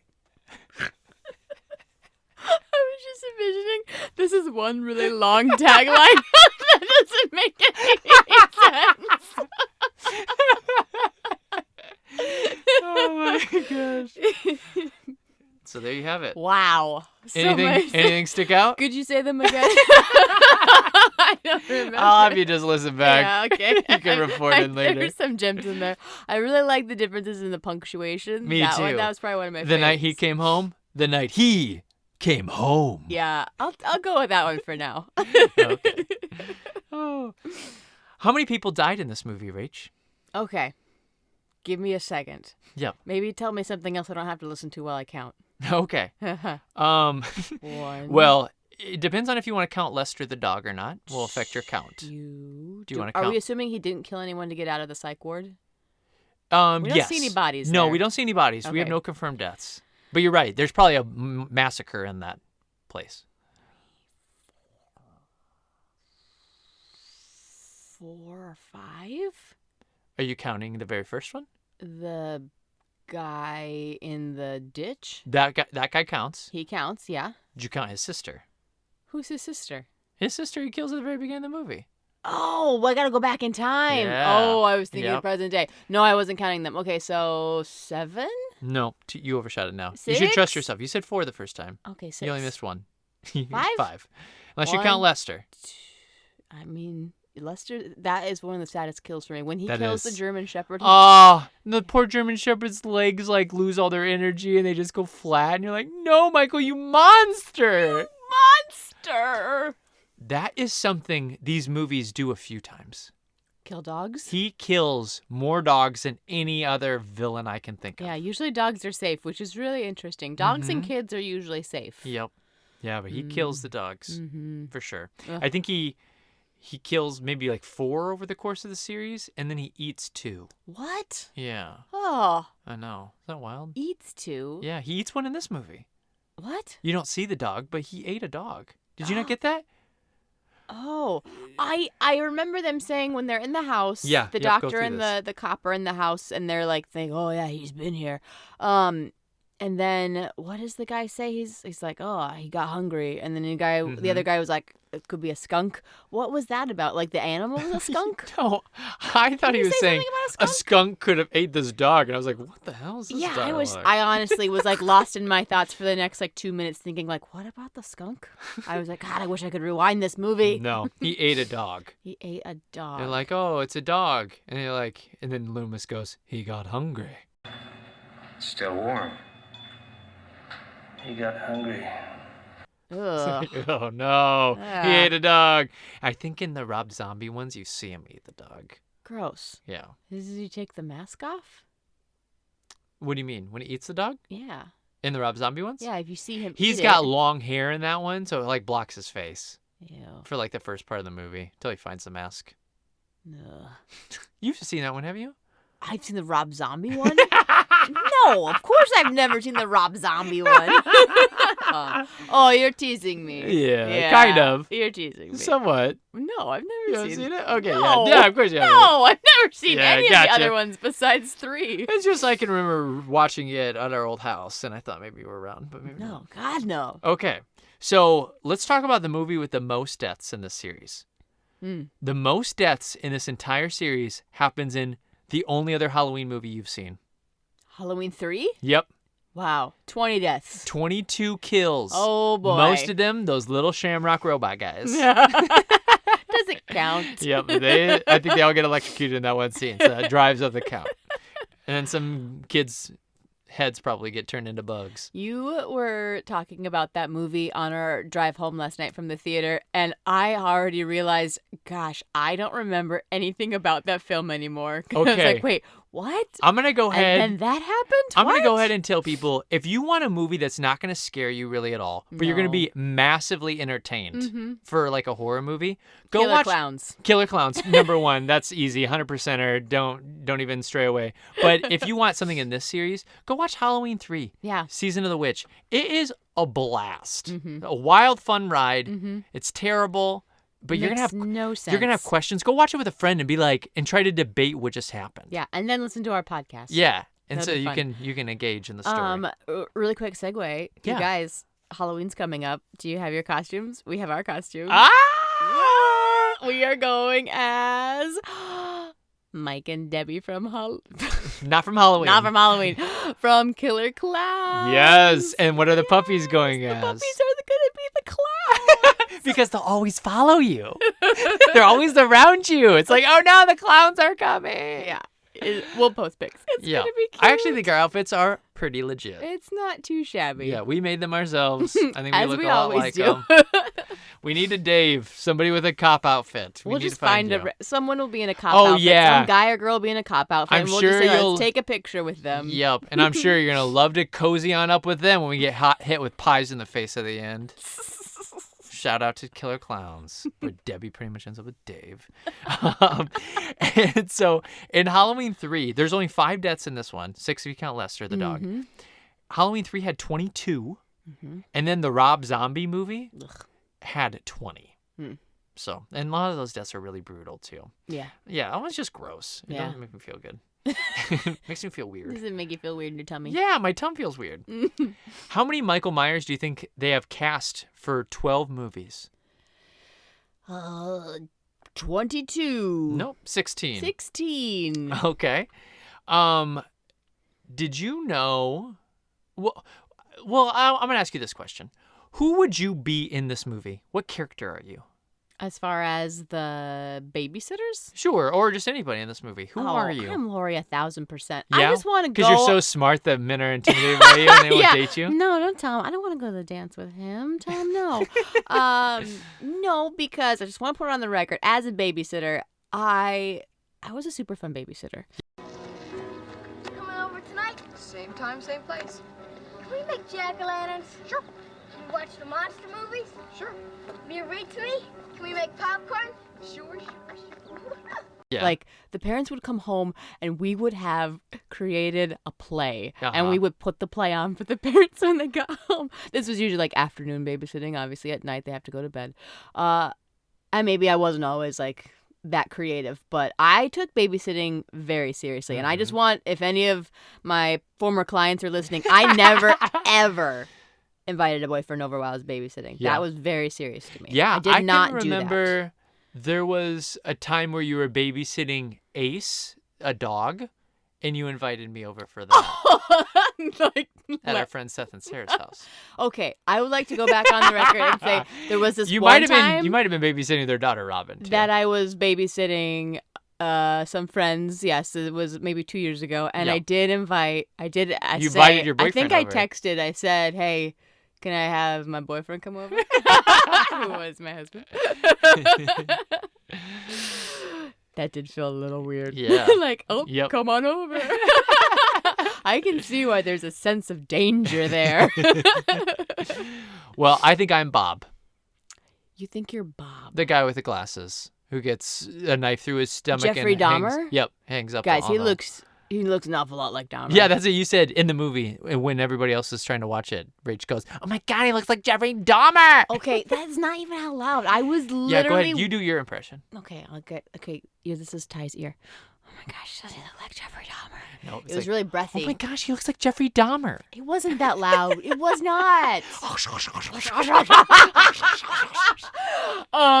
Is that me eating popcorn? No. In your ear? How dare you? I will admit, I think that popcorn got ate a little fast last night. I was very nervous. I know. I eat popcorn fast I when could I'm tell. nervous. I was like, oh my gosh, she's ate the popcorn already. We're a quarter in. I was chomping on those kernels so hard. It was still daytime. I said, this is not going to be good. I have nothing to chew on. So we tried to do a thing where I would reach over and I would just give Rach's arm a little squeeze. Just so she knew, like, hey, watch out. There's going to be a jump scare. Something's going to happen. Even though she had seen the movie, it had been so long, I was like, she's not going to be ready for this. Well, and the first time, I, like, pretty much turned away from it during the whole last half an hour. Yeah. So I kept thinking, like, okay, I need your help now. Now you need to tell me what's coming. Yep. Or secretively. And the whole ending sequence, it was just like, just get ready. Like, it's all going to be scary. Yeah, once at the very final end. girl sequence. Yes, You gotta I knew just that. hang on. Yeah. Hang on for this section. And speaking of Bob, did you notice there's a moment where he's like, yeah, then I'll rip your clothes off and you rip my clothes off. And then he goes, and then we'll rip Lindsay's clothes off? Yeah, referring to the little girl that he's babysitting. Yeah, I was like, wait, when I heard that in the movie last night, I was like, who's Lindsay? Does he mean Annie? And then I was like, well, maybe her name's Lindsay. And I was like, no, her name's Linda. Who's Lindsay? And then they're like, all right, Lindsay and Tommy, let's go. I was like, the little girl? You're going to rip the little girl's clothes off, you freaking weirdo? Yeah, not a funny joke. Yeah, I don't know. It almost felt like a flub. Oh, yeah, Like he messed it up. Like he meant Annie. Yeah, maybe. Or he was trying to be funny. And, that was probably funny back then. Like, Very silly. Hey, did you know Jamie Lee Curtis hates scary movies? Oh, that's why her scream's so good. She, like you, despises jump scares. Oh, And she, like, acts in movies where, like, that's what she has to subject herself to. I wonder if on set, if a jump scare feels like a jump scare, though, right? Because Yeah. you don't have the music under the score. That's true. And you obviously know And you it's got all these coming. guys who are like, all right, come on, let's set up. All right, and Lori, are you set? Or Jamie, are you set? And action. Yeah, you're right. Like, there's not really a ton of scariness that's in there. You have to self-produce But I that. guess still, even if I knew, like, okay, I'm going to come around the corner, and if I have to act it, that's 1 degree away from probably feeling it. So, yeah, she probably does hate them. Could you act in this movie? Yeah. I wouldn't like it, but I could. Okay. I would not like it very Would much you at all. like to act in a movie with a serial killer slasher or haunted stuff, ghost stuff? Ugh. What would you rather do? Good question. I would say, well, okay, let me back it up. In a slasher piece, as a woman, it kind of sucks because normally you either live or you're topless and you die. Yeah, there's a lot of nudity in this. There's a lot of nudity in this. And so, yeah, that would be one of my qualms about it. And again, it kind of sets the genre, but we've got, I won't get too much into it because I know that brings down the whole cool back, laid back vibe. Hold on. But I'm dusting off your pedestal right now. All right, here you go. I just don't really appreciate the nudity mixed with the violence. And yeah, we'll just table that. So, answer my question. What though. about Would you it? rather be in a slasher or a scary haunted movie? Oh, I think a slasher would be fun because you can probably be more physical. Uh-huh. You're gonna fight obviously the killer at some point Yep. versus a ghost. That's always tricky. How are you gonna solve that? You got to get a book. You got to get like a special seance omen or something to like it's just different. So I think it would be more fun to do the physical slasher piece of it. But my acting would be probably better in a ghost one because I would be very afraid. You're legitimately afraid of ghost stuff. Yeah, that stuff that's I know, which is weird because that's debatable as far as it's real. But there are serial killers, and that is real. Yeah. So who knows? Who knows what that's about? Can't really dive into that yet. So this movie popularizes the whole idea of the final girl. Oh, And how okay. you kill off stereotypical people like the pot smokers, even though Lori smokes pot. Yeah. Yep. And like the people who have sex and stuff like that, like you have to die. So this kind of originates that whole idea, Yeah. which is kind of cool. Which is kind of cool. Have you ever heard of the idea that Michael and Lori are brother and sister? Yeah, I did hear that. And does that come off like in a later version of Halloween where they're trying to like tease that apart? Like, well, you were a bastard and then that's why he wants to kill her versus like, let's just not mess with like just the randomness that it was. Like she was there. Yeah. He saw her from the window and he's like, all right, Game on. So the 2018 movie retroactively like gets rid of all the other movies in between this and the first one. Very nice. And is like, there's even a moment where they're walking down the street, Laurie's granddaughter and her friends, and they're like, isn't your grandma, like, isn't she related to that psychopath? And she's like, no, that's just a stupid story people made up. So they like take that away. But that came about because in the second movie, John Carpenter got brought on to write it, and I don't think he directed this one, but he like produced it and wrote it, and he did not want to do it. He actually thought, let's do one movie and leave it alone. If you want me to do a series of Halloween movies, we'll make them about different topics like we did with Halloween 3. And and I don't want to do this Michael Myers thing again. And they're like, no, we want Michael Myers, Michael Myers. So he's like, okay, I'll do this stupid movie. He had writer's block. He started getting wasted all the time. And he's like, you know what? This movie's stupid. I hate doing this. Okay, how about this? How about their brother and sister? You like that? Yeah, okay, how about this? He killed his older sister, and we won't even talk about how apparently he had a younger sister, and she got taken away into the foster system after that. So how about that? You like that? And that's kind of like where he left it. It was a little spiteful. I'll be honest. I think it's kind of brilliant. Because in my head, I was like, well, how would that even work? Oh, yeah, that could happen. I could see, you totally bought the in. dots now. You're in it. I'm in it. Yeah. I'm in it to win it. I need to see number 2 now. Yeah. Number 2 takes place almost all in a hospital. Oh, interesting. Yeah, because it's right after this movie. It's like continuing right after. Oh, wow, really? Yep. He's gone outside the window. And then they cart Laurie to a hospital, and then he like follows her to the hospital, and killing ensues again. Oh, she doesn't even get a break. No, she gets no break. Wow. She gets a break where they like inject her to like go to bed, and that's it. Wow. And she wakes up. She's like wandering around in the hospital, trying to get her. Yeah. Oh, jeez, That's really a scary concept. Yeah. Yeah. I don't know. It sounds like you did pretty good. I'm afraid. Yeah, having seen it, I think it loses a lot of the magic. Okay. The luster and magic is gone. But the kill count goes up, and the kills get a little wilder. Yeah, as they should. Yep, more blood. So you're in a hospital.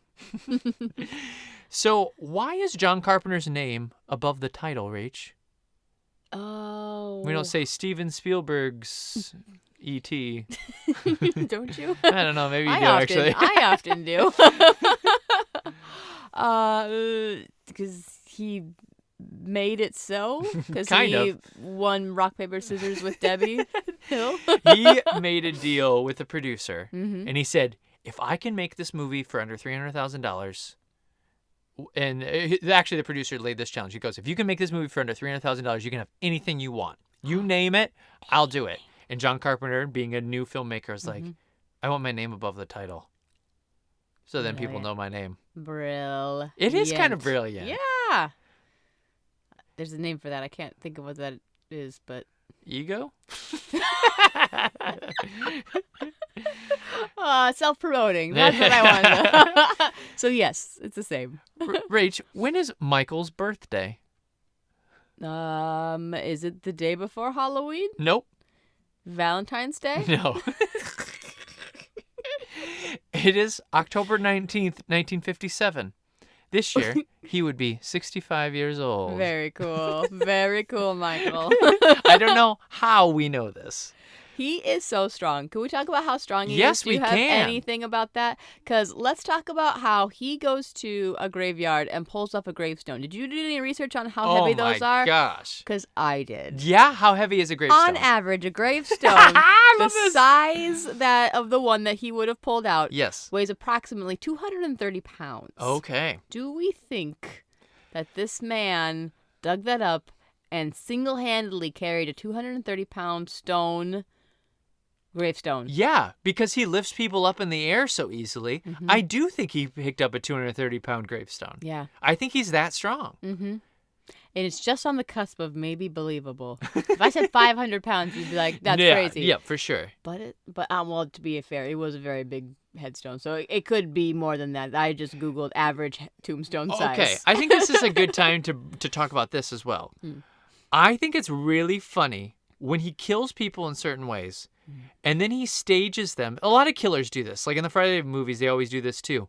The main killer will always stage like a sequence of events for the final girl. He's like, this is going to be hilarious. I just imagine this. Wait till she gets a load of She this. stumbles upon her friend Annie in the bed with my sister's tombstone over top. That's classic. That's going to be amazing. I'll throw some candles out there too. Very theatrical. And then I bet she's going to be like, oh my God. And she's going to kind of back up into the closet. And when she backs up into the closet, I'm going to have that guy swing down at her. And then I'm going to tie this little tiny invisible string in this hallway where I'm hiding. And then I'll know when she screams from the guy falling down, I'm going to open this door so she can see her other buddy. It's like he's got a bunch of tricks planned.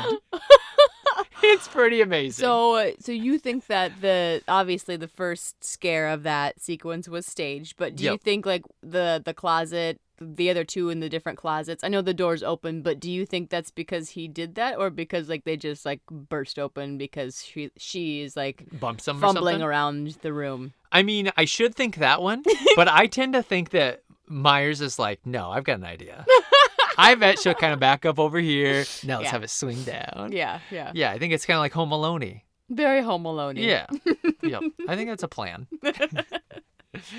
Rach, the name Michael Myers comes from a guy that they worked with on Assault on Precinct 13. Carpenter had worked with this like British guy on that movie, and he's like, oh, Michael Myers. And then he named him that person, and that guy is super pissed to this day. I don't know if he's still around anymore, but for a long time he was mad. He's like, he never called me, he never asked me about it. He just took it and used my name for this serial killer. Yeah. And now that serial killer is the most famous Michael Myers, or even like Mike Myers, the comedian, can't catch a break. You don't know who you're talking about. Sure, yeah. Which one is it? I am always thinking about the serial killer. Yeah, especially never the actor. I think H2O and Austin Powers movies were coming out around the same time. So they were both like at their peak around the same time. I was very confused. As we should be. Yeah.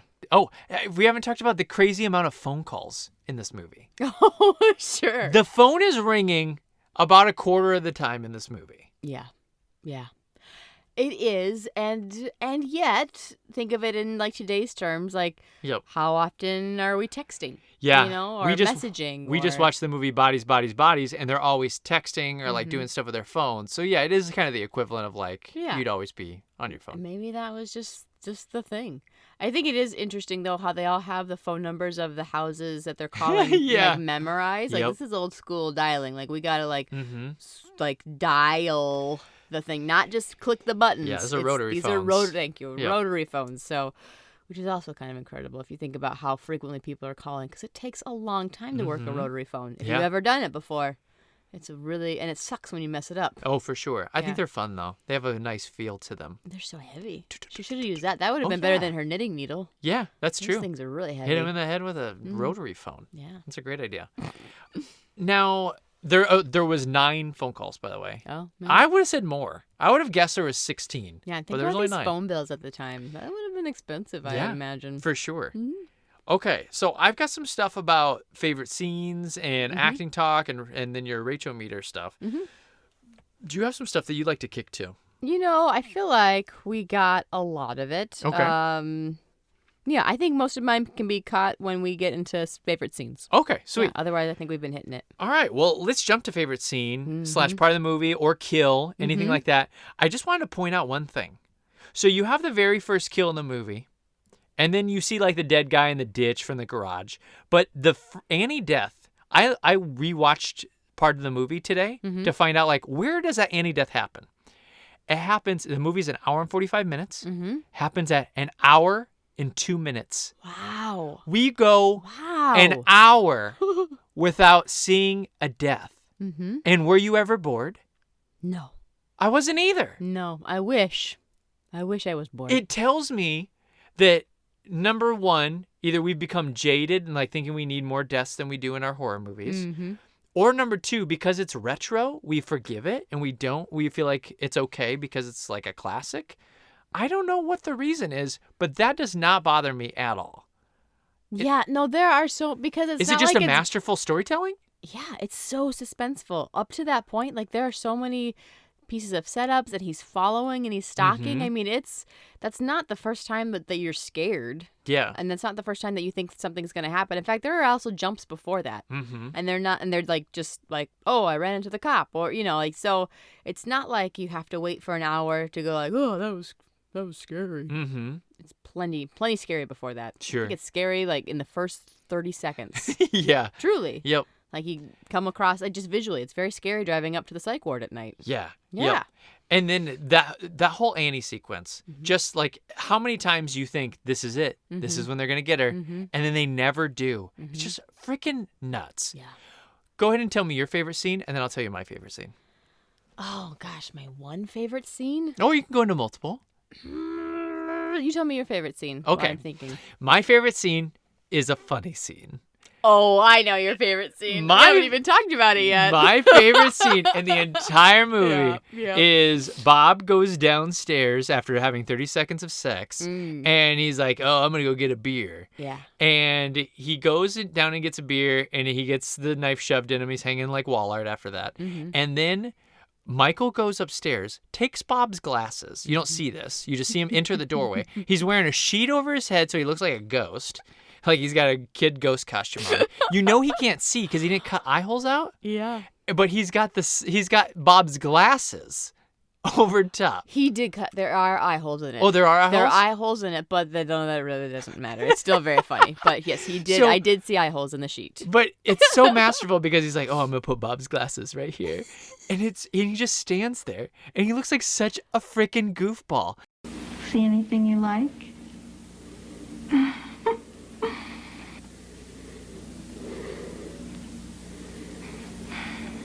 What's the matter? Can't I get your ghost, Bob?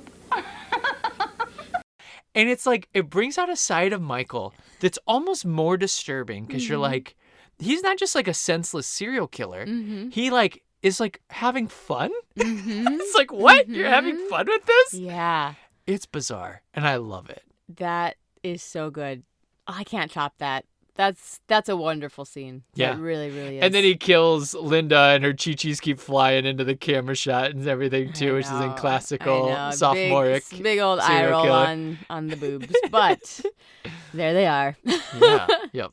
Great Yeah. scene. No, that's a great scene. I love that scene, and I love the scene where Laurie's running away from him in Annie's house or Lindsay's house, and she's running back to Tommy's house, and she's like trapped in that room, and then the rake is like holding up the door, and then she has to break through the door and everything. Like that whole sequence is seriously nerve-wracking. Oh my gosh. And I've seen it 1,000 times. Yeah, even like when she's doing that, like she's yelling in the street, help me, and she Yeah. goes to the neighbor and she pounds on it, and the lights come on, and you think like, oh good, like someone's gonna help, but they think it's a prank because it's Halloween. Yep. It's Halloween. So everybody closes their blinds and shuts their porch lights off when she's Yeah. banging on the door. She's begging, and then she runs across the street because it's right there, and it's just it's so scary. That's Yeah. one of the scariest moments, and he's just slowly He walking just keeps across getting the closer street. and closer, and you're like, Tommy, get down there and let Lori in. And he's like, It's hold on, I'll be awful. right down. You're like, Tommy, run! Yeah. Honestly, I think she's a little crazy to like keep pounding on the Yeah. door. I would have just booked it down the I would have block. too. I'd be like, I'm faster than this Frick guy. it, I'm outta here. Have you seen my legs? I am so tall. I'm out of here. oh my gosh. Woo, So crazy. good. And then the music, dun-dun, dun-dun. Oh, It's yeah. like, oh my gosh. Just, Yeah. I think between that and like the daytime scares, obviously we already talked about the one where he's in the backyard in the clothesline, but the other one when he's driving past and they yell at him and they're Yeah. like, and he's going quick and they're like, hey, speed Hey, you kills. idiot. Speed kills. And then he slams on the brake. Oh, and then they're like, whoa, can he take a joke? And it's like, that is also unnerving. Like, Yep. oh my gosh, what is he going to do? Is he going to kill them right now? What's going to happen?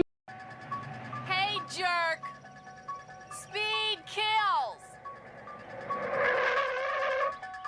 Now, if those girls weren't high, they would have noticed that he's been following them for literally 10 minutes in that car. Oh, yeah. Yeah. Horrifying also. Yeah. Ooh. Yep. Do you have a favorite scary moment or favorite moment just in general? Scene? I think the daytime stuff. Yeah. Because it's so unexpected. Yep. And You kind of mentioned the clothesline moment was really good too. clothesline moment. And really any time that you see him kind of in the foreground when he's driving the station wagon behind Yep. the doctor when he's looking for him. He's Oh, on yeah. the street or... Yeah, and any time that he's in a shot and then she looks back and he's gone, it's like, oh, Yep. so good. And it's crazy to think, like, there's some true brilliance in all those moments. Mm-hmm. And they did this all in 20 days, and they're all young kids, just like trying to figure out how to make a movie for the first time. It's kind of insane when you think about it that way, that they were able to tap into something that was so not generic, that was so authentic and was so good.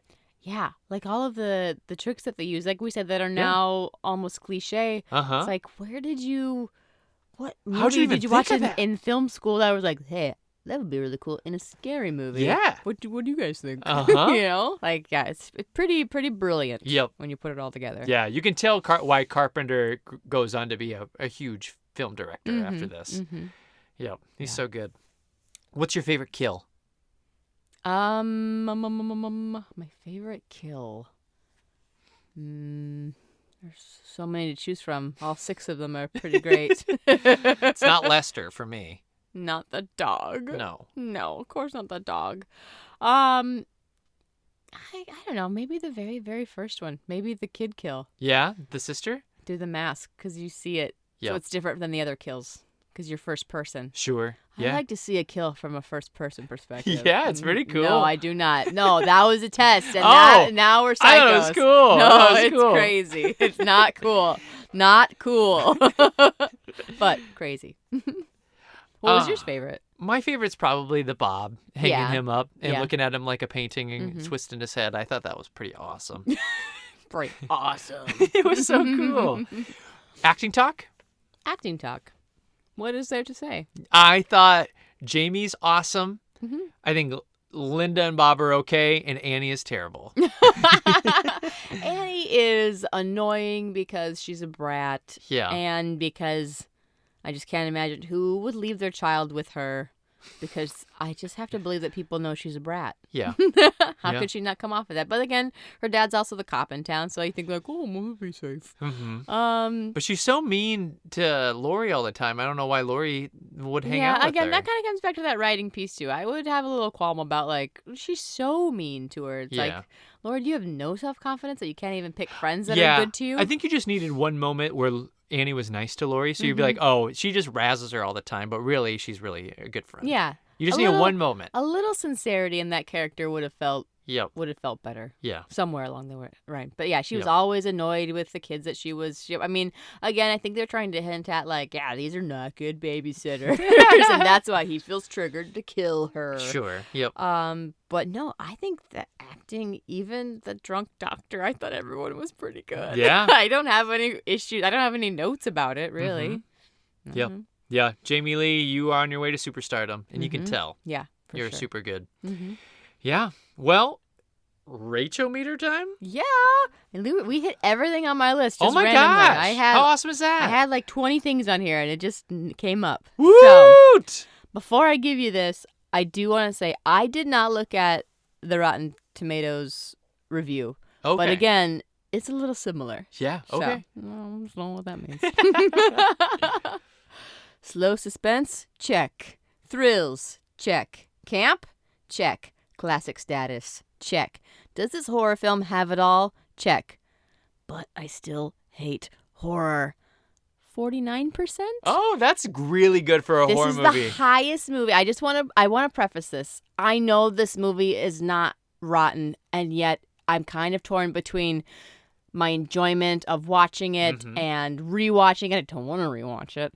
So 49% is the highest for me that any scary movie has probably ever been. Yeah, so that's awesome. I feel good about it. Maybe that's disappointing to some. I get that it is a classic, and I think I hyped it up as far as what its horror legacy is. It's a legend. Would you say if you're going to watch a classic horror movie, is this the one that you'd point to for people and you'd be like, watch this? Or would you say, watch Poltergeist or watch... You haven't seen Exorcist or The Shining, so it's hard to bring those up, or Nightmare on Elm Street. Yeah, I guess I can't really... This is probably, for me, the most classic of horror movies. If you were going to say, like, oh, this one you'll get the good gist of it. I would say even over, like, Friday the 13th. I think this is better. But then again, I can just relate to this more being in suburbia and being a white chick babysitter. Yeah. It's like, Yep. This is a warning to me. So I'm right around the same thing. I say this is the best slasher of all time. So Friday the 13th is the most fun slasher of all time, the remake from 2009. But so fun. This 3%. movie is the best slasher of all time. And it's one of the best scary movies ever, second to Killer Clowns. Wow. It gets an 85%. It's tied with Clueless. Wow. It's below My Girl, and it's above Can't Hardly Wait. Jeez. I love how clumsy this movie is. Sure. It doesn't do anything perfect. Yeah. And that's what makes it perfect. It's just clumsy. Like even him choking Annie in the car, like, and they're fumbling around and that scene takes a long time. Yeah. That feels real to me. That feels like, yeah, he wouldn't just grab her and slit her throat in like one swift motion. Like, no, it's going to be a struggle. Like things are not going to go great. Sure. And that's real life. That's horrifying. Horrifying. So I love this movie. Masterclass in tension building. Yeah. It's brilliant. Agreed. 49%. Yep, it's perfect. 85%. And if you could ever watch this movie in the theater with Rach, you would have boatloads of fun, but don't make it your first experience because you'll get annoyed. No, but for if sure, you've already seen this movie and you feel good about it, if you go into this movie with Rach, she is so much fun to watch scary movies with. Because she talks and she's scared and she says comments and she's like, oh my gosh, what's going on? You idiot, Lori, pick up that knife. She drops it 4 times. What are you doing? Yeah, thanks for the shout out, babe. Yeah. Well, we'll be back for Christmas. I think so. Yeah. I feel good about that. The Christmas spirit will get us. Ernest Saved Christmas? Maybe. You love the Ernest movies. I Maybe Jingle All the Way 2. Did you know there's a second one? What? I don't know, maybe. Home Alone 4? But anyways, all classics. We'll be back, and hopefully this kind of tides you over till season's greetings come. Sounds good. Happy Halloween, everybody. Happy Halloween. Rate and review. Spotify.